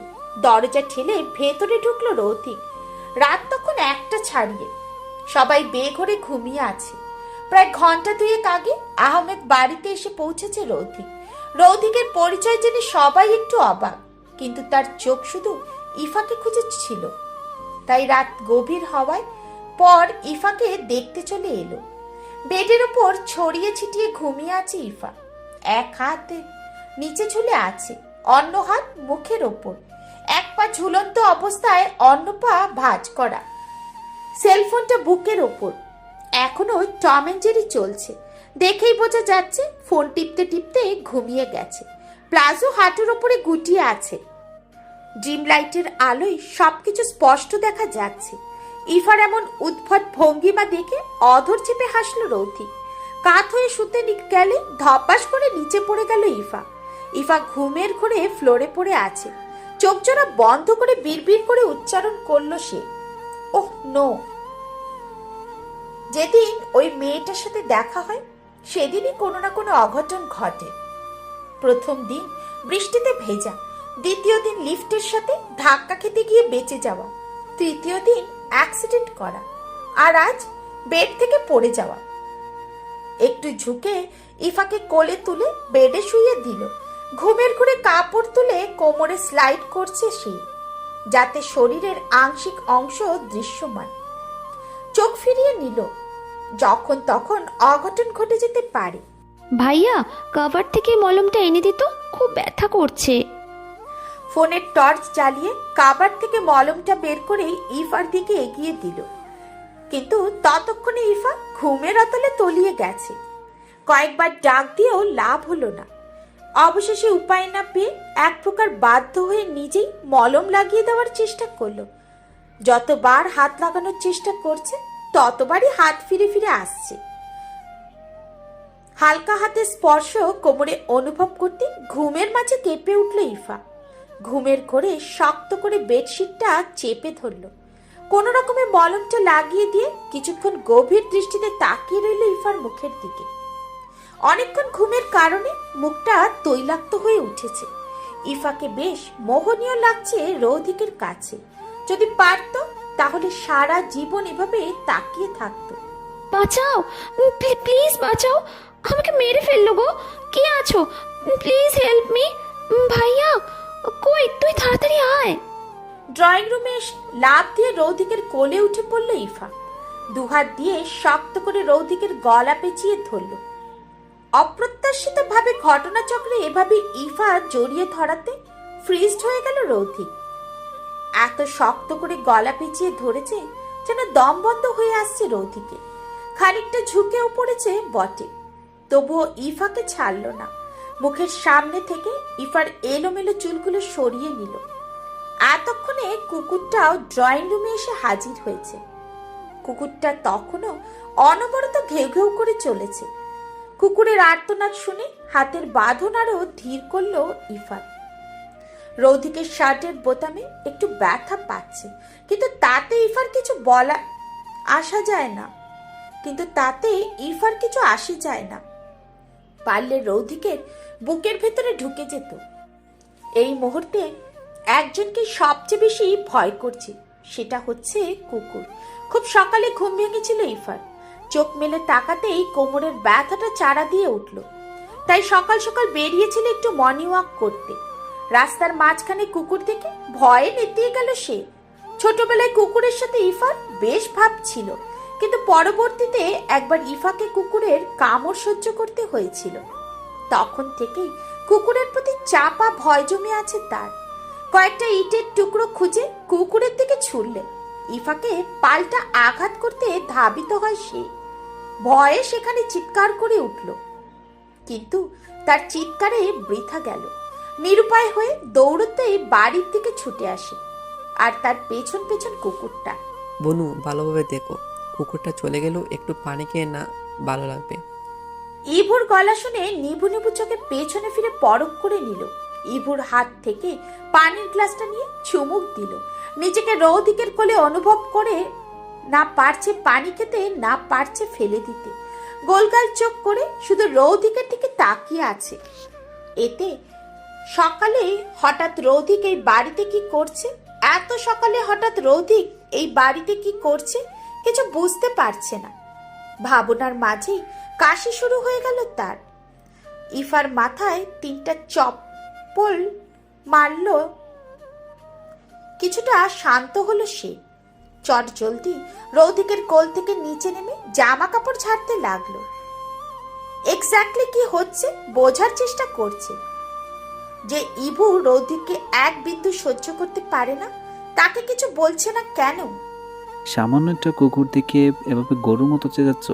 লাফ দিয়ে আমার কুলে উঠে গেলে আর একটা বাঘ দেখলে কি ডাইনোসরের মতো চেঁচাতে? আসলে গরুকে ডাকতে গেলে গরুর মতোই চেঁচাতে হয়, আর ডাইনোসরকে ডাকতে গেলে ডাইনোসরের মতো। আর এখন আমার গরুকে দরকার ছিল, তাই গরুর মতো চেঁচিয়েছি। ভাইয়া শেষ পর্যন্ত তোকে গরু বানিয়ে দিল। বলে শব্দ করে হেসে দিল আদ্রিতা। আদ্রিতার কথা শুনে বুঝতে বাকি রইল না, এইটাই তার ভাই রৌদ্র, যার বাচ্চার মা বলে ধারণা করেছিল তাহমিনা। লজ্জার তাকাতে পারছে না। কিভাবে এতক্ষণ রৌদিককে শক্ত করে জড়িয়ে ধরেছিল। আমাকে আমার মতো থাকতে দাও, আমি নিজেকে নিজের মতো গুছিয়ে নিয়েছি। এইটুকু গান গেয়ে থামলো ইফা। পুনরায় গরম কফির কাপে হালকা ঠোঁট ছুঁয়ে চুমুক দিল। হাত বাড়িয়ে মৃদু শব্দ করে কাপটা গ্রিলের উপরে রাখলো। হোয়াইট কালারের নেল পলিশটা নিয়ে সযত্নে নখের উপরে ব্রাশ করতে লাগলো। 2টো নখের নেল পলিশ দিয়ে আবার কফির কাপে চুমুক দিল। হঠাৎ করে দক্ষিণা হাওয়াতে বইতে শুরু করলো। কালবৈশাখী ঝড়ের পূর্বাভাস দিচ্ছে। চঞ্চল নয়ন জোড়া ধীর বুঝে নিল। সন্ধ্যার এই ঠান্ডা হিমেল হাওয়া এক অদ্ভুত অনুভূতি স্মরণ করিয়ে দিচ্ছে। সারা শরীরে পশমগুলো দাঁড় করিয়ে দেয়। এটা ইফার রোজকার দিনের অভ্যাস। 1 কাপ কফির সাথে গোধূলি উপভোগ করা, মন খুলে গান গাওয়া, সন্ধ্যা হাওয়ায় অনুভব করা। চারিদিকে অন্ধকারে ছেয়ে গেছে, তবুও দিনের মৃদু আলো স্পষ্ট দেখা যাচ্ছে। আকাশে সূর্য নেই, আরো অনেক আগে তলিয়ে গেছে। পাখিরা তাদের বাসায় ফিরে গেছে। আকাশে মেঘের আস্তরণ লক্ষ্য করা যাচ্ছে, তবে বৃষ্টি হওয়ার চান্স নেই বললেই চলে। পায়ের শব্দে বেষ্টিত করা রাখা আখিজোড়া আবরিত করলো ইফা। চোখ বন্ধ অবস্থায় হালকা শব্দগুলোর গভীরভাবে উপলব্ধি করা যায়। যারা চোখে দেখতে পায় না তারা উপলব্ধি করে সবকিছু বিচার বিশ্লেষণ করে থাকে। তার পাশে রেলিংয়ে ভর করে দাঁড়িয়ে আছে আদ্রিতা, দৃষ্টি তোর আকাশের রক্তিম অস্তগুলোর দিকে। নীরবতা ভেঙে আদ্রিতা বলল, আমি তোমাকে সেই কখন থেকে খুঁজেছি, কিন্তু কোথাও দেখতে পেলাম না। তারপর ছাদে এলাম, আর এসে দেখি তুমি ছাদে। আচ্ছা, একা একা ছাদে আসো, ভয় করে না? আদ্রিতার কথায় ঠোঁট প্রশস্ত করে শব্দহীন হাসল ইফা। বয়সে আদ্রিতা ইফার বড় হবে, তার মুখে ভয়ের কথা আশা করেনি। পুনরায় কফির কাপে চুমুক দিয়ে বলল, মানুষ সেই জিনিসটাকে ভয় পায় যেটা সহজে করা হয় না, কিন্তু যখন তুমি একই জিনিসটা বারবার করবে তখন তোমার মধ্যে ভয় না ভালোবাসা কাজ করবে। আর ভালোবাসার জিনিসটা কখনো ভয়ের কারণ হয় না। ঠিকই তেমনই অন্ধকার দেখতে দেখতে ভয় কেটে গেছে। নির্বিকারভাবে কিছুক্ষণ কথাটা ভাবলো আদ্রিতা। এত সহজে ভয় দূর করা যেতে পারে সেটা তার ধারণা ছিল না। আবার কিছুক্ষণ বিরাজও করলো নীরবতা। ইতস্ততা বোধ করে বলল, তোমার আর ভাইয়ার মধ্যে সত্যিই কিছু নেই? আদ্রিতার কথার ধরন বুঝতে অসুবিধা হলো না ইফার। সংক্ষেপে উত্তর দিল, না। তোমার আর ভাইয়ার প্রথম দেখা, অ্যাক্সিডেন্ট হওয়া, কোলে তুলে নেওয়া, সবগুলো দিয়ে একটা ফিল্ম তৈরি করা যায়, তাই না ভাবি? ভাবি কথাটা শুনে ভ্রু কুচকে তাকালো ইফা। সাথে সাথেই কথা ঘুরিয়ে বলল, আই মিন ভালো ফিল্ম হতো। একদম রাইট, বাট এটা ফিল্ম না, আর তোমার ভাইয়াও কোনো সুপারস্টার হিরো নয়। ইফার পাশে দাঁড়িয়ে ফোনে কথা বলছে রৌথিক। ইফার কাচের নেল পলিশটা মৃদু শব্দ করে রেলিংয়ের সাথে ঘোরাচ্ছে। ইফা আর আদ্রিতার কথার মাঝে হুট করে ইভু আর রৌদিকের আগমন। ইভু গেছে তিনজনের জন্য কফি বানাতে। ইভু আসতে দেরি হচ্ছে বিধায় আদ্রিতা গেছে ডেকে আনতে। হঠাৎ করে রৌদিকের ফোনে কল আসাতে ব্যস্ত হয়ে পড়ল সে। তবুও শান্তি দেয়নি ইফাকে। ইফার দুটো নেল পলিশকে নিজের আয়ত্তে করে রেখেছে। মূলত ইফাকে জ্বালাতেই এমন বিহেভ করা। ইফা গলা ছেড়ে আস্তে আস্তে বিরক্তিকর কণ্ঠে পড়ল, ওটা আমার নেল পলিশ, প্লিজ দিয়ে দিন, ভেঙে যাবে। আমি কি একবারও বলেছি এটা আমার নেল পলিশ? এটাকে একটু চুলেই কি ভেঙে যাবে? আশ্চর্য। আমি কখন বললাম ছুঁলে ভেঙে যাবে? আমি বলতে চাইছি আপনি যেভাবে নেল পলিশটা নিয়ে ফাজলামো করছেন, যে কোনো টাইমেই ভেঙে যাবে। তখন এটা দিয়ে আমি কি করব বলুন? সত্যি তো, ভেঙে গেলে কি করবে? একটা কাজ করো, ভেঙে গেলে আমার মুখে লাগিয়ে দিও। সাথে সাথেই চুপ হয়ে গেল ইফা। মিনিট পেরোতে না পেরোতে হাত থেকে নেল পলিশটা পড়ে ভেঙে গেল। ইফা রৌদিকের দিকে তাকিয়ে ভেতরে ভেতরে রাগে ফুঁসছে, আর রৌদিক ভুতুরে ঢোক গিলল। এই বুঝি ইফা চারটে কথা শুনিয়ে দিল। কিন্তু হলো তার বিপরীত। নিচ থেকে ভাঙা নেল পলিশগুলো দুহাতে লাগিয়ে রৌদিকের মুখে লাগিয়ে দিল। কিছু বুঝে ওঠার আগে আরেকটা নেল পলিশ ভেঙে সেটাও রৌদিকের মুখে লাগিয়ে দিল। তখনই ছাদে প্রবেশ করলো আদ্রিতা। রৌদিকের এমন অবস্থা দেখে ভূত ভূত চিৎকার করে নুইয়ে পড়ল নিচে। সকলের সামনে মাথা নিচু করে আছে ইফা। চোখের অশ্রু টলমল করছে। এই বুঝে চোখ থেকে গড়িয়ে পড়ল। ওষ্ঠ চেপে নিজের কান্না আটকানোর শত চেষ্টা করছে। একটু আগে ইভু অনেক কথা শুনিয়ে গেছে। এখন বিরাজ করছে পিটপিটে নীরবতা। একটু আগে ডাক্তার আদ্রিতাকে দেখে গেছে। প্রচন্ড ভয়ে এখনো জ্ঞান ফেরেনি। ডাক্তার ঘুমের ইঞ্জেকশন পুশ করে দিয়েছে। সকালের আগে জ্ঞান ফিরবে না। ঘর কাঁপিয়ে ঠাস করে চড় পড়ল ইফার গালে। মনে হচ্ছে এই বুঝি গালের পর্দা ফেটে যাচ্ছে। প্রচন্ড জ্বলছে। আজ প্রথমবার ইমতিয়াজ আহমেদ ইফার গায়ে হাত তুলেছে। যতটা ব্যথা পেয়েছে তার চেয়ে বেশি মেন্টাল আঘাত পেয়েছে। নীরবতা ভেঙে গর্জে উঠলেন ইমতিয়াজ আহমেদ। 18 পেরিয়ে গেছে তোমার, এখন তুমি সম্পূর্ণ অ্যাডাল্ট। সম্পূর্ণ সামান্য একটা নেল পলিশের জন্য তুমি একজনের মুখে এভাবে বাঙ্গা নেল পলিশ লাগিয়ে দেবে? একবার তাকিয়ে দেখো ছেলে মেয়েগুলোর অবস্থা কি করছো। কাল সকালে ওরা নিজেদের বাড়িতে ফিরে যাচ্ছে, আর আগে ওদের সামনে যেন তোমাকে না দেখি আউট। ইমু, কি করছিস তুই? এত বড় একটা মেয়ের গায়ে এভাবে হাত তোলা ঠিক নয়। তাছাড়া ওর জন্য আমি কি ওর জন্য তোকে ফিরে পেয়েছি, তাই না? তাহলে দরকার নেই তোকে খুঁজে এনে মাথা কিনে নিয়েছিস নাকি? ওর 7 গুণ ভুল মাপ। ওর সামান্য একটু রাগ কত বড় ক্ষতি হয়ে যেতে পারতো, ভাবতে পারছিস? আঙ্কেল থাক না, ভুল করে ফেলেছি ইফা। রাগের বশে অমন করে ফেলেছে, হয়তো বুঝতেই পারেনি। রৌদিকের চোখ জোড়া টকটকে লাল বর্ণ ধারণ করেছে। এটা রাগে নাকি নেল পলিশের এফেক্টে বাহির থেকে দেখে বোঝার উপায় নেই। চোখের কোণে জমা অশ্রুগুলো হাত বাড়িয়ে মুছে নিল ইফা। আর চোখে সবার দিকে তাকিয়ে পুনরায় চোখ নামিয়ে নিল। ইমতিয়াজ আহমেদ ড্রেসিং টেবিলের ওপর থেকে নেল কাটারটা তুলে রৌদিকের দিকে এগিয়ে দিয়ে কর্কশ গলায় বললেন, এই নখগুলোর জন্যই আজ এমন সিচুয়েশন ক্রিয়েট হলো।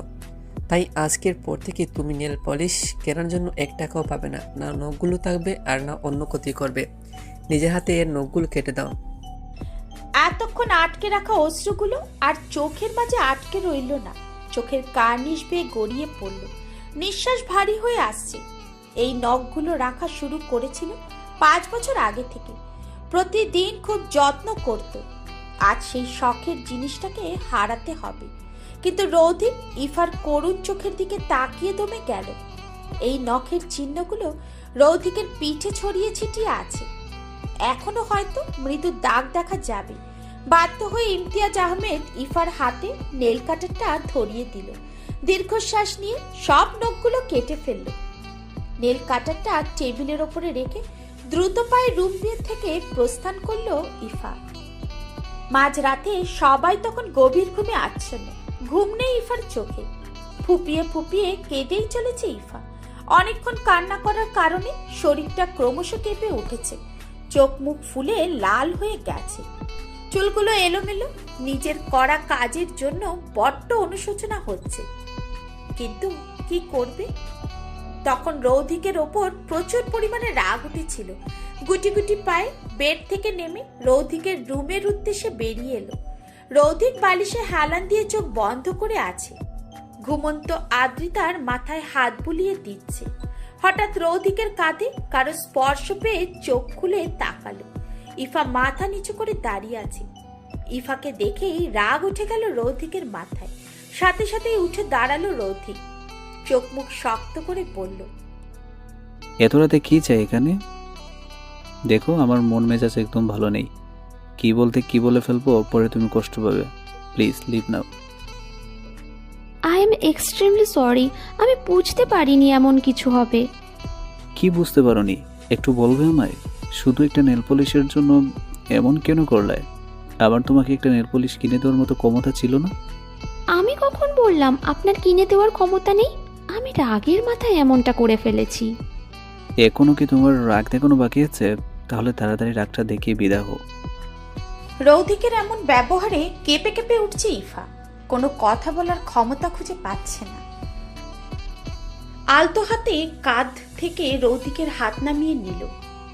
এক্স্যাক্টলি, তোমার ভাগ্যটা দিয়ে কি তৈরি বলতে পারো আমাকে? যখনই দেখা হয় তখনই কোনো না কোনো অঘটন ঘটিয়ে ফেলো। আচ্ছা, তুমি কি সবসময় এমন করো? এতদিন নিজের ক্ষতি করেছো, আজ আমাদের। বাই দ্য ওয়ে, তোমার কাছে আমার আকুল আবেদন, প্লিজ তুমি আমার সামনে এসো না। তোমাকে আমার জাস্ট সহ্য হয় না।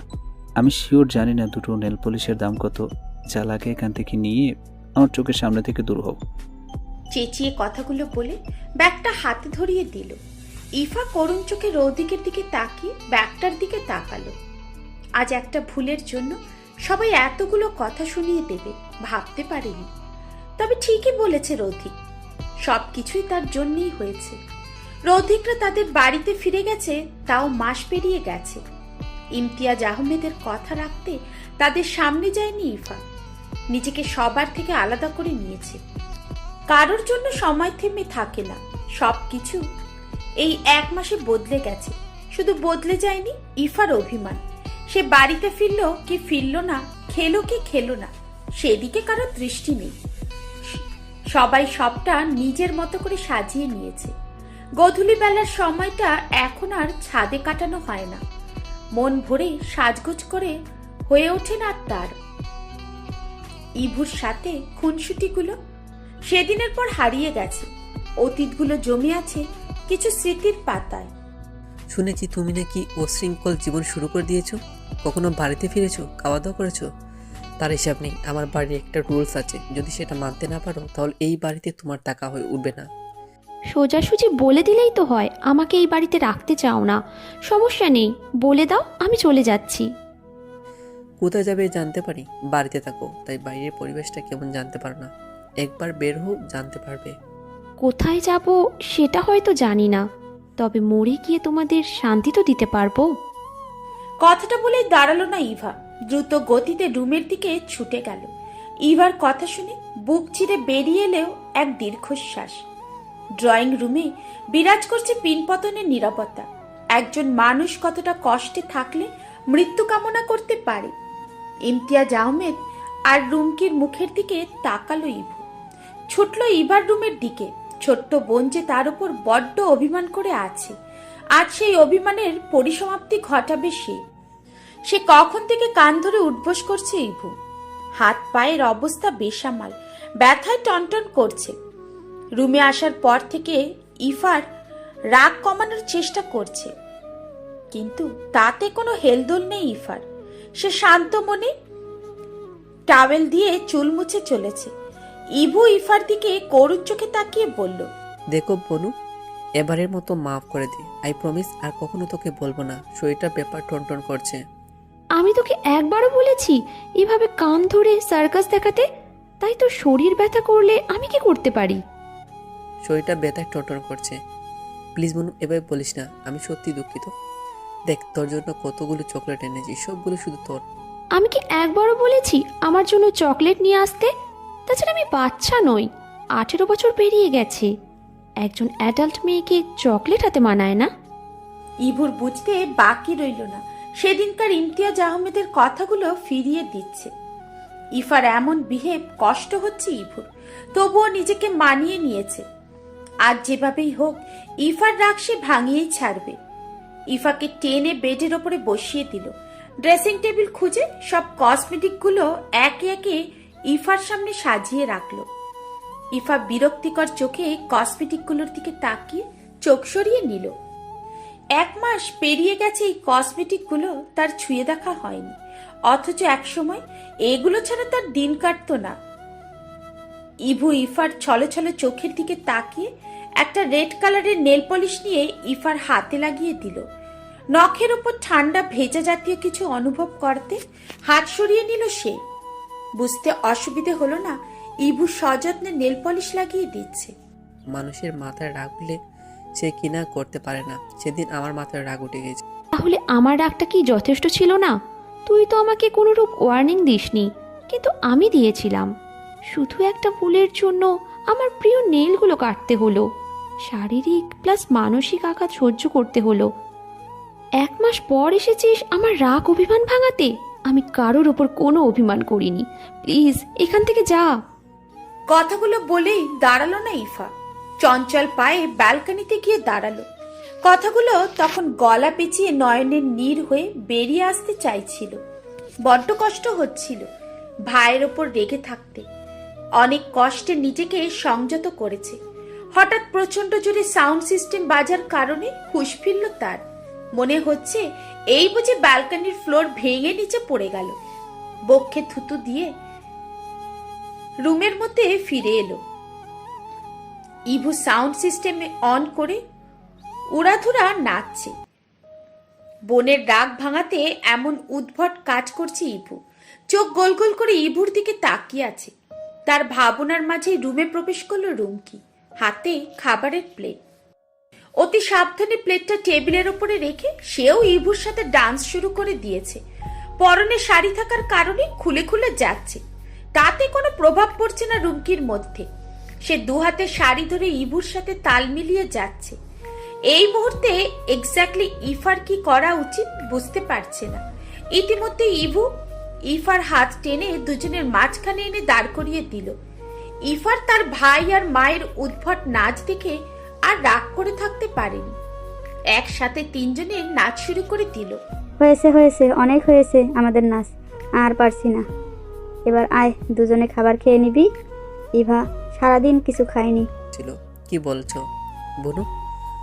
আজকে কিছু রুমকির কথায় হুঁশ ফিরল ইভুর, কিন্তু এখনো স্ফুরণ ভাবেই নেচে যাচ্ছে ইভা। ইভু ইফাকে থামিয়ে দিয়ে নিজের হাতে খাইয়ে দিতে লাগলো। আর রুমকি দাঁড়িয়ে ভাই বোনের অফুরন্ত ভালোবাসাগুলো দেখছে। নদীর পাড়ে শান্ত মনে বসে আছে ইফা, চোখে গভীর আকর্ষণ নদীর এলোমেলো স্রোত ধরার মধ্যে। হঠাৎ হঠাৎ নদীর তীরে আছড়ে পড়া ঢেউগুলো খুব ভালো লাগছে। কখনো জলরাশিগুলো একত্রিত হয়ে বিশাল বিশাল ঢেউয়ের সৃষ্টি করে, আবার কখনো কখনো একটার উপর আরেকটা ঢেউ খেলে প্রবাহের দিকে পাল্টে দিচ্ছে। ভার্সিটিতে যাওয়ার কথা থাকলেও যাওয়া হয়নি আজ। সবাই আদ্রিক আহমেদের বাড়ির উদ্দেশ্যে বেরিয়েছে। 1000বার বলার পরেও যায়নি ইফা। এই নিয়ে ইমতিয়াজ আহমেদ একটু রেগেই আছে। তিনি নিজের কাজের জন্য অনুতপ্ত। চেয়েছিলেন ইফার সাথে সব মনোমালিন্য দূর করে রৌধিকার আদ্রিতার সম্পর্কটা আগের মতো স্বাভাবিক করে দিতে, কিন্তু ইফা নাকচ করে দিয়েছে। প্রথমবার বাবার কথা অমান্য করেছে, তাই মনটা তার বেশ খারাপ। মন ভালো করতে এখানে আসা। কাঁধে কারোর হাতে স্পর্শ পেয়ে ফিরে তাকালো সে। বড় সাইজের একটি টেডি বসে আছে। দেখে স্পষ্ট বোঝা যাচ্ছে এটা টেডি নয়, টেডির ভেতরে কেউ একজন বসে আছে। ইফাকে বলার সুযোগ না দিয়ে বলতে শুরু করলো, আমি কুকুরকে খুব ভয় পাই। আমার পেছনে একটা কুকুর পড়ছে, তাই বাধ্য হয়ে এদিকে ছুটে এসেছি। টেডির কথা শুনে ভুতুরে ঢোক গিলছে ইফা। এখন যদি এখানে কুকুরটা চলে আসে তাহলে ইফাকে আস্ত রাখবে না। দুজনের ভয়ের কারণ কুকুর। টেডি ছাড়া কাউকে আশেপাশে দেখা যাচ্ছে না। এতক্ষণে ঘেউ ঘেউ করতে করতে কুকুরটা তাদের কাছে এসে দাঁড়িয়েছে।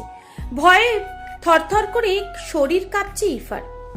উপায়হীন হয়ে শক্ত করে জড়িয়ে ধরল টেডিকে।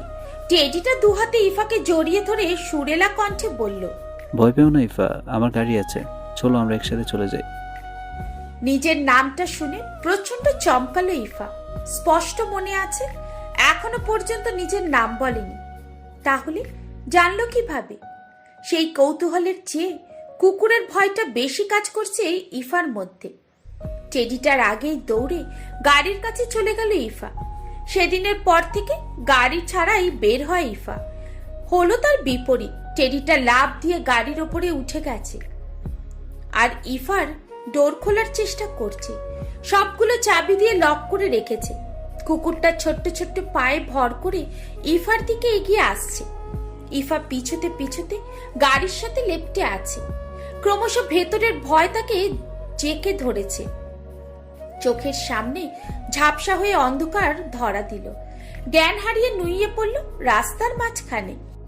ইফাকে জ্ঞান হারাতে দেখে স্বস্তির নিঃশ্বাস নিল রৌথি। টেডির ড্রেসটা খুলে ওপর থেকে নিচে নেমে এলো। গাড়ির লকটা খুলে ইফাকে ভেতরে বসিয়ে দিল। ব্যাক সিট থেকে খাবারগুলো বের করে কুকুরকে দিয়ে ড্রাইভিং সিটে বসে পড়ল। একটু ঝুঁকে ইফার সিট বেল্ট লাগিয়ে দিল।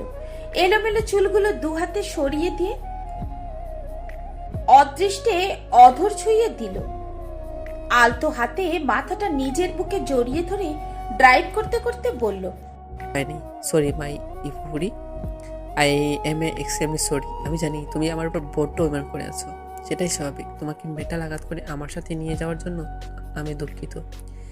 কি করব বলো, তুমি সোজাসুজি আমার সাথে যাবে না, উল্টো সিনক্রেট করবে, তাই বাধ্য হয়ে এমনটা করলাম। ইমতিয়াজ আহমেদের কথার ধরনে বুঝতে অসুবিধা হয়নি রৌদ্রিকে।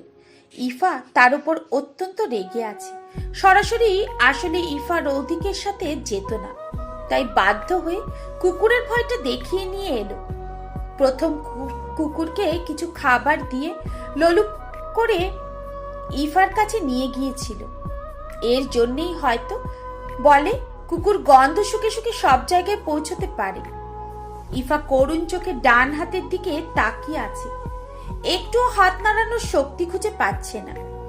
একটু আগেই ডাক্তারের কাছে গিয়ে কিছু টেস্ট করে এসেছে। ডাক্তারের ধারণা হাতের কবজির জোড়ায় সামান্য চির হয়েছে। ইফা যখন জ্ঞান হারিয়েছিল তখন একটু এলোমেলো ভাবে নিচে পড়েছিল, তাই হাতের কবজি বেকায়দায় পড়েছিল। ফলশ্রুতিতে হাতের ওপর আঘাত পেয়েছে। এই নিয়ে বাড়ি মাথায় তুলে ফেলেছিল ইভু। রৌধিককে অনেক কথা শুনিয়েছে। অকেজো হাতটা দিয়ে গভীরভাবে কিছুক্ষণ তাকিয়ে রইল। আগের থেকে বেশ ফুলে গেছে, জায়গায় একদম কৃষ্ণবর্ণ ধারণ করেছে। জ্ঞান ফেরার পর থেকে কাউকে কিছু জানায়নি। মুখ চেপে ব্যথাটা সবটা সহ্য করে নিয়েছে। ইভু ইফার হাত পর্যবেক্ষণ করতে পেরে হসপিটালে নিয়ে যায়। হঠাৎ নিজের হাতের উপর কারোর তৈলাক্ত চিপচিপে হাত আবিষ্কার করলো। হাতটা সযত্নে ইফার হাতের উপরে হাত বুলিয়ে দিচ্ছে। হাতের অংশীদারিকে দেখার উদ্দেশ্যে ঘাড় বাঁকিয়ে তাকালো ইফা। তার 2 ইঞ্চি দূরে রৌধিক দাঁড়িয়ে আছে। চোখে মুখে ভয়ের ছাপ স্পষ্ট। হয়তো নিজের করা কাজে অনুশোচনা হচ্ছে, কিন্তু রৌধিকের ছায়াটা দেখার বিন্দুমাত্র আগ্রহ খুঁজে পাচ্ছে না ইফা। চটজলদি বালিশের উপর থেকে নিজের বেদনা প্রহার হাতটা সরিয়ে নিল। খানিকক্ষণের জন্য মাথা থেকে ব্যথার কথাটা বেরিয়ে গিয়েছিল। প্রক্ষান্তরে হাত টান পড়তে ব্যথাটা চারা দিয়ে উঠল। আহ করতে গিয়েও নয়ন যুগল বন্ধ করে ঠোঁট চেপে আঘাতটা সহ্য করে নিল সে। চোখ খুলে দীর্ঘশ্বাস নিয়ে নিজেকে সামলে নিল। এখন আগের মতো বেশি কথা বলে না, কথায় কথায় ঠোঁট প্রশস্ত করে মাতাল করে হাসে না। এখন ক্ষণে ক্ষণে ঘন ঘন নয়ন যুগল বন্ধ করে নেয়। কেউ কথা বললে ভ্রু কুচকে তাকায়, কথায় কথায় নাক ফুলিয়ে লাল করে ফেলা। এগুলো এখন নিত্যদিনের অভ্যাস। সকলের দৃষ্টি এড়াতে গরম কফির কাপটায় চুমুক দিল। আকস্মিক ঘটা এমন দুর্ঘটনার জন্য ঠোঁটের ঊর্ধ্বে পুরো চামড়াটা মুহূর্তে লালচে হয়ে উঠল। ডান হাতের তর্জনীটা অধরের ওপরে রাখতেই মৃদু চিৎকার করে উঠল সে। একদিকে হাতের ব্যথা, অন্যদিকে ঠোঁটের দুর্ঘটনায় নিজেকে সামলাতে পারল না। এতক্ষণ ইফার ইগনোর অসহায় চোখে দেখলেও এবার আর সহ্য করতে পারল না। দু কাঁধে হাত রেখে ইফাকে নিজের খুব কাছে টেনে নিল। হাতের দিক পরিবর্তন করে গালে রেখে ফু দিতে লাগলো। রৌদিকের এমন ব্যবহারে কেঁপে কেঁপে উঠল ইফা। উষ্ণ গরম হওয়ায় পুরো শরীরে পশম দাঁড়িয়ে গেছে। আবেশে নয়ন আবেষ্টিত করে নিল ইফা। হার্টবিট দ্রুত গতিতে ছুটে চলেছে। বাইরে থেকে যে কেউ সেই ধুকপুকানি শুনতে সক্ষম হবে। আপনার ধারণা পৃথিবীতে সব কিছু টাকা দিয়ে পাওয়া যায়? একটা কাজ করুন, আপনার কিছু টাকা আমাকে দিয়ে দিন, আমি না হয় বাইরে থেকেই কেয়ারগুলো কিনে নিব। কথাগুলো বলেই রৌদিকের কাছ থেকে নিজেকে ছাড়িয়ে নিল ইফা। রৌদিকের দিকে তাকালেই সেদিনকার দৃশ্যগুলো ভেসে উঠছে। ইফার দমবন্ধ বিহেভ রৌদিকের উপলব্ধি করতে সমস্যা হলো না। সেদিনের টাকা দেওয়া বিষয়টাকে ইঙ্গিত করছে। হাসির শব্দে আহমেদ বাড়ি কম্পিত হচ্ছে। আড্ডায় মেতে উঠেছে মহল, কিন্তু সেখানে কোনো যোগসূত্র নেই ইফার। সে শান্ত মনে ফোনের দিকে তাকিয়ে আছে। পৃথিবী ধ্বংস হয়ে গেল তার কিছু যায় আসে না। 2 সিটের এক সোফায় আদ্রিক আহমেদের পাশে বসে আছে ইফা। আদ্রিক আহমেদ জোর করে তার পাশে ইফাকে বসিয়েছেন। চাইলেও ইফা এখান থেকে উঠতে পারছে না। এখানে কি, এই বাড়িতেই থাকতে চাইছে না। বাড়িটা রাজপ্রাসাদের চেয়ে কোনো অংশে কম নয়, বিদেশি টাকায় তৈরি করা। দেয়ালের মাঝে আদ্রিক আহমেদ আর ইমতিয়াজ আহমেদের ছবি বড় করে বাঁধিয়ে রাখা। প্রথমবার যখন এই বাড়িতে পা রেখেছিল তখন বাড়িটা ভালোভাবে খেয়াল করেনি। ইফার সবচেয়ে বেশি ভালো লেগেছে রৌদিকের রুমের ব্যালকনিটা। সেখান থেকে ফুলে ফুলে ভরা বাগান, ছোট্ট একটি নদী দেখা যায়। ইফার ভাবনার মাঝে হুড়মুড় করে বাড়িতে ঢুকলেন এক ভদ্রলোক। ইশারায় ইফাকে উঠে অন্য কোথাও বসতে বললেন। পরনে ব্ল্যাক স্যুট, মাথায় পালোয়ানের মতো ব্ল্যাক টুপি, বয়স 50 ঊর্ধ্বে, মোটা সরু ঘুটঘুটে কালো গোফ। নির্ঘাত কালার ইউজ করে এত কালো করেছে, দেখতে সার্কাসের জোকারের চেয়ে কোনো অংশে কম লাগছে না। পেছনে একজন স্বল্প বয়সী তরুণ যুবক দেখা যাচ্ছে, হয়তো উনি তার অ্যাসিস্ট্যান্ট। ইফা উঠে পাশের সোফায় বসে পড়ল। ইফা উঠতে বিনা বাক্যে জায়গাটা তিনি দখল করে নিলেন। অ্যাসিস্ট্যান্ট ব্যাগ থেকে একটা ল্যাপটপ বের করে লোকটার দিকে এগিয়ে দিলেন, বললেন, এখানে আনুমানিক 200-220টি ছবির মতো আছে। সবাই তোর মতো নামকরা বিজনেসম্যান। ছবিগুলোর সাথে বায়োডাটা দেওয়া আছে। যেটা পছন্দ সিলেক্ট করে জানিয়ে দিবি, আর পছন্দ না হলে জানাবি। আরও পাত্রী আছে। আদ্রিক আহমেদ ল্যাপটপের দিকে তাকিয়ে ইমতিয়াজ আহমেদকে উদ্দেশ্য করে বললেন, প্রদীকের বয়স কম তো হলো না, এই নিয়ে হাজার হাজারটা পাত্রী দেখা পেরিয়ে গেছে, কিন্তু পাত্রী পছন্দ হচ্ছে না বলে নাকচ করে দিয়েছে। তাই জলিলকে ডেকেছি। ইমতিয়াজ আহমেদ কিছুক্ষণ কৌতূহল দৃষ্টিতে তাকিয়ে রইল জলিল নামক লোকটার দিকে। এই মানুষটিকে তার বড্ড চেনা লাগছে, কোথাও একটা দেখেছে, মনে পড়ছে না।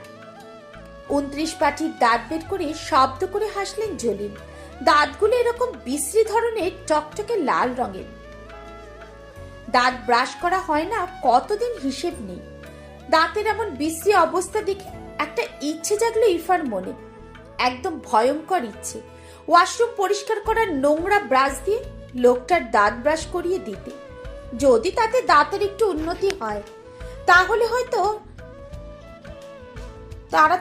রাতারাতি পরিচিত পাবে ইফার এই টেকনিক।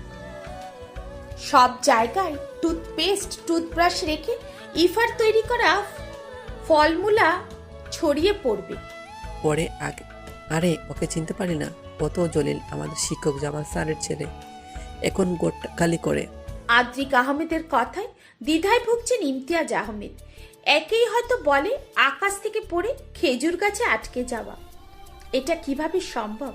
ক্লাসের সবচেয়ে ভালো ছাত্রটা শেষে কিনা ভাগ্যের কারণে হয়তো এমন হয়েছে। ইফার পছন্দ হলো না জলিল নামক লোকটাকে। এমনিতেই জোকারের পোশাক পরে এসেছে, হাতে ছাতা নেই। প্রাচীন প্রান্তা অনুযায়ী ঘটক চেনার বেস্ট উপায় কালো ডাটওয়ালা লম্বা ছাতা, সাথে আবার অ্যাসিস্ট্যান্টও আছে। একেই হয়তো বলে ডিজিটাল ঘটক। জলিলকে দেখে বিরক্তিকর ভাঁজ ফুটে উঠল রৌধিকের মাথায়। লোকটাকে কতবার থ্রেট করেছে তার হিসেব নেই, তবুও বেহায়ার মতো আহমেদ ভিলায় ছুটে আসে। রৌধিক ক্ষিপ্ত দৃষ্টি দিয়ে জলিল আর আদ্রিক আহমেদের মাঝখানে বসে পড়ল। 2 সিটের সোফায় 3 জনের বসায় একটু চাপাচাপি হওয়ার কথা থাকলেও হলো না। রৌধিক একদম সেটে বসেছে জলিল ঘটকের দিকে। লোকটার দম যায় যায় অবস্থা, তবুও মুখে সৌজন্য হাসি রেখে ওঠার চেষ্টা করলেন। রৌধিকের চেষ্টায় প্রায় মিনিট 5 পর উঠতে সক্ষম হলেন। রৌধিকের বাবার কাঁধে হাত রেখে বলল, বাবা দেখো, আমি এখনো তোমার টাকায় খাই পড়ি, নিজে উপার্জন করা এখনো শিখিনি। কোনো বাবা তার মেয়েকে আমার হাতে তুলে দিবে? তাছাড়া আদ্রিতার বয়সও কম হলো না, তুমি আদ্রিতার বিয়েটা আগে দাও। কিছুক্ষণ মৌনতা অবলম্বন করলেন আদ্রিক আহমেদ। তিনি রৌধিকের কথার সাথে একমত। আদ্রিতা ইভুর দিকে অসহায়ভাবে তাকিয়ে আছে। এই মুহূর্তে রৌধিকের মাথায় 1000টা বেল ভাঙতে ইচ্ছে করছে। ইভুও লোকটার প্রতি চরম বিরক্ত। জলিল, তুই রৌধিকের পাপড়ি দেখা বাদ দিয়ে আদ্রিতার বাবা, নিজের করে চেলে থাকতে অন্যদিকে তাকাচ্ছ কেন? এদিকে তাকিয়ে দেখো, আদ্রিতার ইবুকে কত সুন্দর লাগছে। আঙ্কেল আদ্রিতাকে নিজের মেয়ের মতো দেখে। অনেকদিন বন্ধুত্ব তোমাদের ব্যয় হবে, তখন আদ্রিতার শ্বশুরকে নিয়ে তুমি ব্যস্ত থাকলে আঙ্কেল তার ব্যয়কে নিয়ে দেখা যাবে তোমাদের বন্ধুত্বে আবার ফাটল ধরলো, তাই বললাম আর কি। কিছুক্ষণ নীরবতা বিরাজ করলো মাঝখানে। কোথাও না কোথাও রৌধিকের কথা ঠিক। অতঃপর সবাই রাজি হলেন দুজনের বিয়ে দিতে। কাবার থেকে খুঁজে পরপর 3টে শার্ট বের করলো রৌধিক। এই 3টে শার্ট তার কাছে সবচেয়ে প্রিয়। একটাও পরার মতো অবস্থায় নেই, প্রতিটাই দাগে ভরপুর, কোনো অদ্ভুত মুহূর্তের সাক্ষী। প্রথমটায় কাদার দাগ, দ্বিতীয়টায় রক্তের দাগ, তৃতীয়টায় নেল পলিশের দাগ। শার্টগুলো চিবুকের সাথে মিশিয়ে রেখেছে। মনে হচ্ছে ইফা গভীরভাবে তার সাথে মিশে আছে। না হয় রাগের বশে একটু বলেছিল কাছাকাছি না আসতে, তাই বলে সত্যিই আসবে না? আচ্ছা, মেয়েটা কি তার অভিমানগুলো বুঝতে পারেনি? শব্দ করে চুমু খেলো শার্টের ওপর। 2 দিন হয়েছে ইফারা তাদের বাড়িতে ফিরে গেছে। যতক্ষণ এখানে ছিল যথাসম্ভব ইফার অভিমান ভাঙানোর চেষ্টা করেছে, কিন্তু সব বৃথা। ভাইয়া, এসব কি করছিস তুই? আদ্রু, বাবাকে বল তাড়াতাড়ি আমার বিয়েটা দিয়ে দে না প্লিজ। আমি বিয়ের অভাবে দিন দিন পাগল হয়ে যাচ্ছি। ভাই, তুই দিন দিন ছ্যাঁচড়া হয়ে যাচ্ছিস। 2 দিন আগে বললি নিজে উপার্জন না করে বিয়ে করবি না, আর এখন বলছিস বিয়ের অভাবে পাগল হয়ে যাচ্ছিস। আচ্ছা, তোর জ্বর টর আসেনি তো? কথাটা বলে হাত ছুঁয়ে দিল রৌধিকের ললাটে। সাথে সাথেই মুখ কুঁচকে নিল রৌধিক। কপালে রাখা আদ্রিতার সূক্ষ্ম হাতটা ঝটকা দিয়ে সরিয়ে দিল। গালে হাত রেখে চিন্তিত মুখে বলল, আদ্রু, আমার জোর আসেনি, ইফার ভূতে পেরেছে। ওর ইগনোর আমার সহ্য হয় না রে। নিজেকে কেমন পাগল পাগল মনে হয়, বুঝতে পারিনি, তাই বিয়ের জন্য নাকচ করে দিয়েছি। না হলে আঙ্কেলের পা ধরে বসে থাকতাম যতক্ষণ পর্যন্ত না ইফার সাথে আমার বিয়ে দিতে রাজি হতো। আমি তোর সাথে ইফার আলাদা সময় কাটানোর ব্যবস্থা করে দিতে পারি, তুই না হয় ওর মান অভিমান সব ভাঙিয়ে দিবি। এক কথায় রাজি হয়ে গেল রৌধিক। মুখের কোণে ফুটিয়ে উঠল এক তৃপ্তিকর হাসি। হাসিটা এড়ালো না আদ্রিতার চোখ থেকে। অবশেষে তার ভাই কারোর প্রেমময় নেশায় নিজেকে হারিয়েছে। অন্তত আর একটু সময় পাবে অভিমান ভাঙাতে। হাতের মুঠোয় থাকা সেলফোনটার দিকে কিছুক্ষণ গভীরভাবে তাকিয়ে রইল আদ্রিতা। প্রায় মিনিট 10 আগে ইভুর সাথে কথা হয়েছে তার। এখন আবার ফোন করলে কি ভাববে? বৃদ্ধা আঙুল দিয়ে কপালের কোণে আলতো স্লাইড করে বলল, আমার ফোনে চার্জ নেই, তোরটা দিয়ে ডায়াল কর। সন্দিহান চোখে তাকালো রৌধিক। এক প্রকার আদ্রিতার ফোনটা ছো মেরে নিজের হাতের মাঝে বন্দি করে নিল। কিছুই বোঝার আগে ফোনটা বহির্ভূত হয়ে গেল। স্ক্রিনে পরপর 2বার টাচ করতে ইভু আদ্রিতার নিরুদ্ধ এক ছবি ভেসে উঠল। পুনরায় সাইড বাটনে প্রেস করে ফোনটা আদ্রিতার হাতে ধরিয়ে দিল। পরপর 5 বার ইভুর নাম্বারে ডায়াল করেও কলটি গৃহীত হলো না। চরম বিরক্তিতে হলো রৌধিক। আদ্রিতার হাত থেকে ফোনটা নিয়ে অবিলম্বে আবার ডায়াল করলো। এবার কলটি স্বীকৃত পেল। সেকেন্ড পেরুবার আগে শোনা গেল এক মোহনীয় কণ্ঠস্বর। 10 মিনিট 43 সেকেন্ড হলো তোমার সাথে কথা শেষ হচ্ছে, আবার ফোন করেছো। তুমি তো দিনকে দিন ঢের রোমান্টিক হয়ে যাচ্ছ। তবে এখন হওয়ার দরকার নেই, বিয়ের পর হও, তাহলে রোম্যান্সটা একটু বেশি হবে। ব্রো, আমি আদ্রু না রৌদিক, তাতে সমস্যা নেই। চাইলে বিয়ের পর আমার সাথে রোমান্স করতে পারেন। লজ্জায় মাথা নুইয়ে গেল আদ্রিতার। বড় ভাইয়ের সমীপে এইসব উক্তি সমূহ তার মাথা নত করে রেখেছে। রৌধিকের অগোচরে লজ্জায় কাতর মুখ নিয়ে রুমে প্রস্থান করলো সে। ফোনটা টেবিলের উপরে রেখে চারিদিকে কিছুক্ষণ চোখ বুলিয়ে নিল, কিন্তু কোথাও আদ্রিতার দেখা মিলল না। চপল পা ফেলে ব্যালকনিতে গিয়ে দাঁড়ালো রৌধিক। কালকে ইফার সাথে দেখা করতে হবে তার। অনেক কষ্টে ইভুকে রাজি করিয়েছে। আজ আর তার ঘুম হবে না। রাতে আকাশ ছুলে থাকা এক খণ্ড চাঁদ দেখে সময় পার করে দেবে সে। ভাইয়া থামবি তুই? আমি বিয়ে করতে যাচ্ছি না, তাই এত সাজানোরও দরকার নেই। বেশি কথা না বলে চুপচাপ বসতো। ঈদে তোকে এই সামান্য সাজে শ্বশুর বাড়ি পাঠাবো? কখনোই না। তাছাড়া আমি হ্যান্ডসাম বয় ইরফান আহমেদ ইবু, তার বোন একটু সাজবে না? লাইক সিরিয়াসলি ভাইয়া, তুই হ্যান্ডসাম আর সেটা আমাকে বিশ্বাস করতে হবে? আজ পর্যন্ত একটা মেয়েকে পটাতে পারলি না, আবার হ্যান্ডসাম। নিহাত আদ্রুভাবে তোকে দয়া করে বিয়ে করেছে। কথা না বলে যেটা করছিস তাড়াতাড়ি কর। কি, আমি একটা মেয়ে পটাতে পারিনি? ওকে, তাহলে আজ অনেকগুলো মেয়ে একসাথে ইমপ্রেস করে তোকে দেখিয়ে দেব সব মেয়েরা আমার জন্য জাস্ট পাগল। এটা কিন্তু ভুল বললি তুই। নিজেকে কখনো আয়নাতে দেখছিস? বাদরের মতো দেখতে, আর বলে কি না হ্যান্ডসাম। হ্যান্ডসাম দেখতে হলে আমাকে দেখ, এখনো বিয়ের আসর থেকে মেয়ে তুলে আনতে পারি। রুমকি বলেছে চুপ করবে তুমি? ছেলে মেয়েদের সামনে কিভাবে কথা বলতে হয় সেই জ্ঞান হলো না। ইমতিয়াজ আহমেদ রুমকির কণ্ঠস্বর শুনে মাথা তুলে তাকালো ইভু। তার বাবা মা এসেছে। রুমকি এগিয়ে এসে ইফার নয়ন গোচর থেকে কাজল নিয়ে কানের পেছনে লাগিয়ে দিল। থুতনি ধরে হালকা তুঙ্গে করে বিড়বিড় করে উচ্চারণ করলো, মাশাআল্লাহ। মায়ের কথা শুনে মৃদু হাসলো ইফা।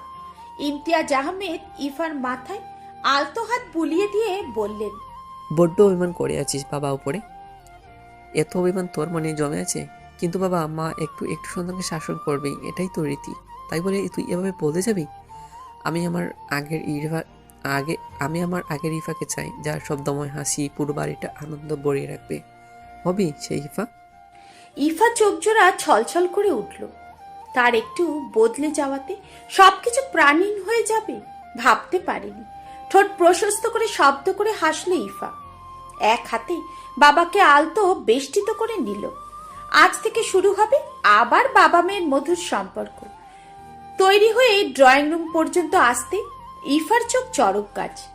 সোফায় আরামসে বসে আছে আদ্রিতা রৌধিক। মন খারাপ দেখে ইভু ইফাকে জোর করে মেলায় যাওয়ার জন্য রাজি করিয়েছে।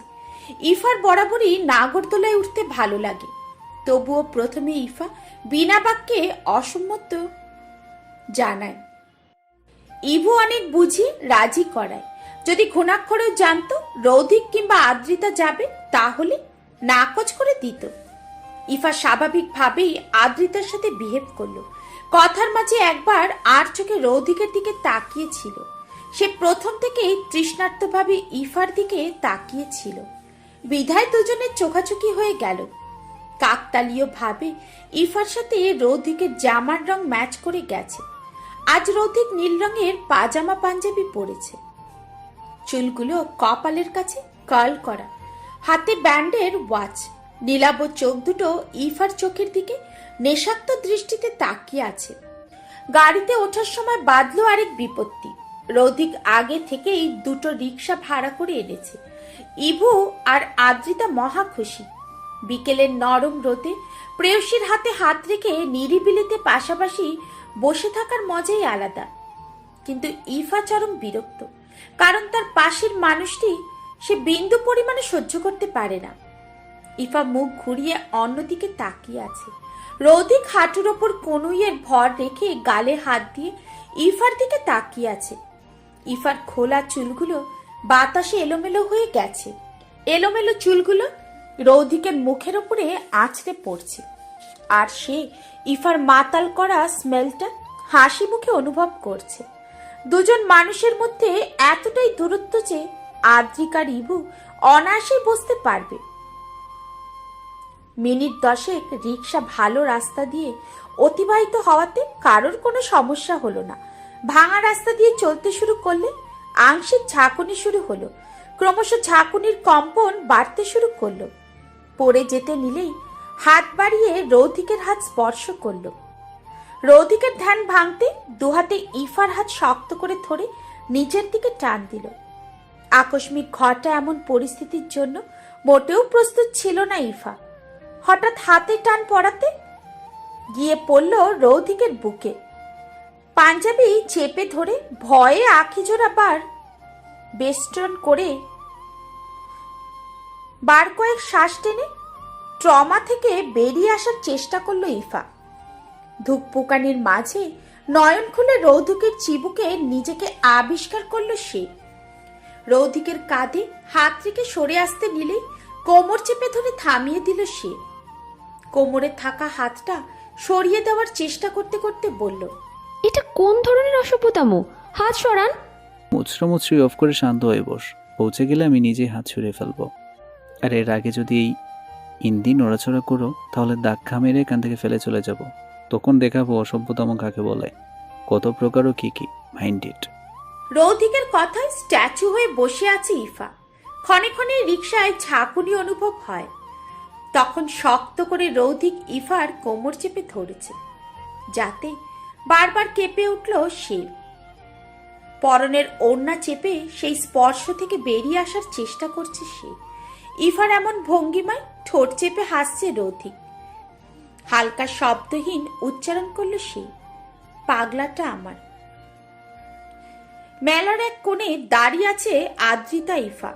ইভু রৌদিক নৌকায় ওঠার জন্য টিকিট আনতে গেছে।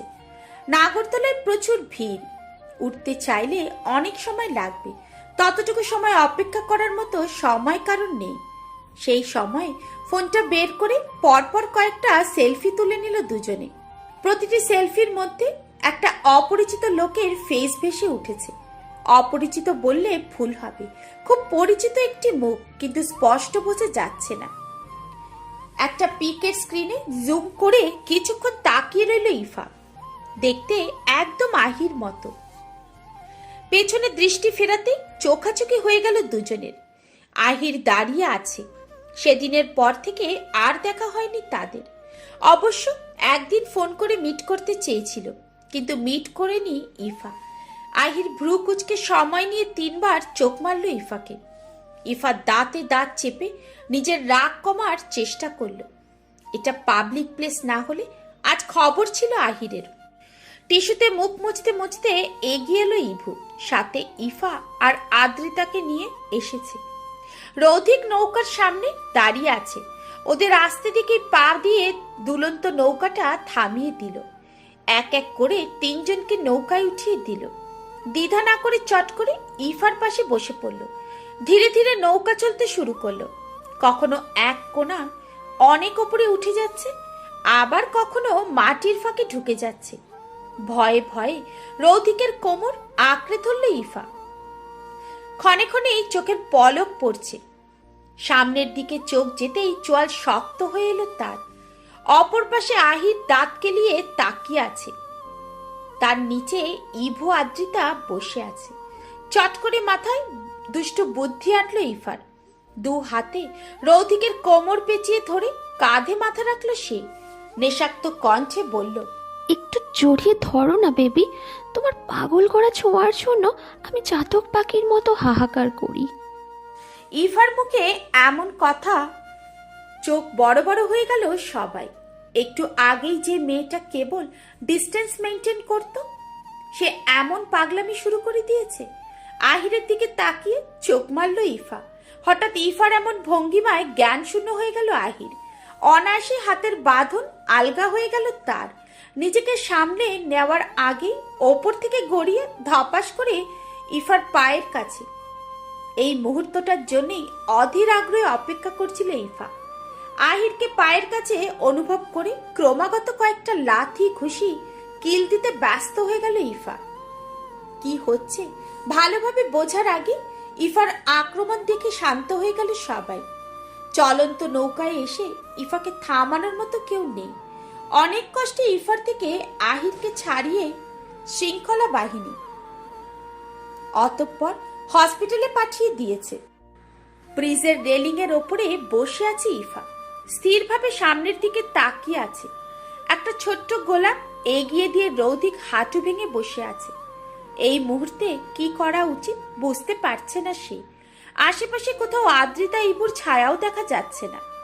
আসছি বলে কোথায় চলে গেছে বুঝতে পারেনি সে। ইফার রেসপন্স না পেয়ে উঠে দাঁড়ালো সে।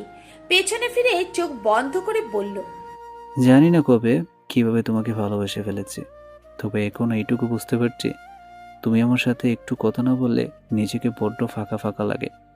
মনে হয় আমি উন্মাদ হয়ে যাচ্ছে। সেদিন বৃষ্টি ভেজা ইফাকে দেখে মুগ্ধ হয়ে তাকিয়েছিলাম আমি। ভেজা নাক, মুখ, চোখ আমার নেশা ধরিয়ে দিয়েছিল। সেদিন অদ্ভুতভাবে তোমাকে দেখছিলাম। প্রতিদিন রাতে ঘুমোতে পারতাম না। একটা অদৃশ্য তুমি এসে আমাকে জাগিয়ে দিতে। রাত দিন নেই, সারাক্ষণ সেখানে গিয়ে বসে থাকতাম কখন তুমি আসবে, কিন্তু তুমি এলে না। তারপর যখন তোমার গাড়িটা অ্যাপার্টমেন্টের সামনে দেখেছিলাম তখন তুমি গাড়িতে ছিলে না। প্রচণ্ড রাগ হয়েছিল আমার। রাগের বসে তোমার গাড়ির কাঁচ ভেঙে ফেলেছিলাম। তোমার অ্যাক্সিডেন্ট করা, তোমার অজান্তে ফোন নাম্বার, ছবি তুলে আনা, একে একে তোমার সাথে পরিচয়, সব কিছু আমাকে আরও তোমার প্রতি আকৃষ্ট করে তুলেছিল। তোমার ইগনোর আমার সহ্য হয় না। I really love you. এক নিঃশ্বাসে কথাগুলো বলে থামলো রৌধিক। এতক্ষণ পলকহীনভাবে রৌধিকের কথা শুনেছে ইফা। একটা মানুষ অজান্তেই এতটা ভালোবাসতে পারে? পরক্ষণেই মনে মাঝে জেগে উঠল অভিমান। যদি এতটাই ভালোবাসে তাহলে সেদিন কেন ওভাবে অপমান করেছিল? ইফার দৃষ্টিভঙ্গি বুঝতে সময় লাগলো না রৌধিকে। একটু এগিয়ে ইফার হাতে হাত রেখে আবারও বলতে শুরু করলো, সেদিনের ব্যবহারের জন্য আমি দুঃখিত ইফা। আদ্রিতা আমার কাছে কতটা প্রিয় তুমি জানো না। 5 বছর বয়সের সময় আমার হার্টের সমস্যা হয়েছিল। ডাক্তার জানান বোন মেরু ট্রান্সফার করতে হবে, কিন্তু আমার কোনো ভাই বোন নেই। তখন আমাকে বাঁচাতে মা আবার কনসেপ্ট করেছিল। আদ্রিতা এসেছিল এই পৃথিবীতে আমাকে বাঁচাতে। 3 বছর পর যখন আমার অপারেশন সাকসেসফুল হয় তখন আদ্রুর লাইফ রিস্ক হয়। টানা 6 মাস হসপিটালে থাকার পর সুস্থ হয়েও, যদিও সেদিন আদ্রুর কিছু হয়ে যেত আমি নিজেকে কখনোই ক্ষমা করতে পারতাম না। আমি একমাত্র ভাই যে বোনের দেওয়া জীবন নিয়ে বেঁচে আছি। কথাগুলো বলতে বলতেই চোখ ভরে এলো রৌধিকের।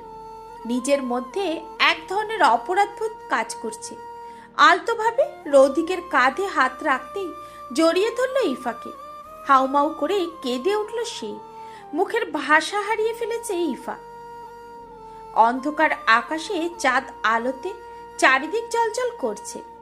বহু দূর থেকে একজোড়া অপরিচিত পাখি উড়ে এসে ভর করল ব্রিজের রেলিং এর ওপর। দুটো পাখি একসাথে উড়ে এসে কোনোটাই আগে কিংবা পরে নয়। ডানা থেকে নিম্ন অংশ হালকা বাদামি রঙের, মাথায় অংশ ধূসর রঙের। ইফা কিছুক্ষণ কৌতূহলী চোখে পাখি দুটোর দিকে তাকিয়ে থেকে বলল, আচ্ছা, এই পাখিগুলোকে কি পাখি বলা হয়? কখনো তো এগুলো দেখিনি। এগুলোকে সঙ্গচিল বলে। এদেরকে দুর্ধর্ষ পাখিও বলা হয়। সাধারণত চিল পরিবারের অন্তর্ভুক্ত। 12 মাসেই তারা এই দেশে বসবাস করে। এরা সহজে জোড়া বাঁধে না। একবার বাঁধলে সারা জীবন একত্রে বসবাস করে, আর সঙ্গী হারিয়ে ফেললে সারা জীবন একা জীবন পাড়ি দেয়। আর তুমি হচ্ছ আমার সেই জুটি, শঙ্খচিলের জুটি। তোমাকে ছাড়া একটা মুহূর্ত আমার পক্ষে কল্পনা করা সম্ভব নয়। ভালোবাসি তোমায়, বড্ড বেশি ভালোবাসি। আমিও বাসি, খুব বেশি কি বাসো শুনি? ভালোবাসি আমার শঙ্খচিলের জুটি।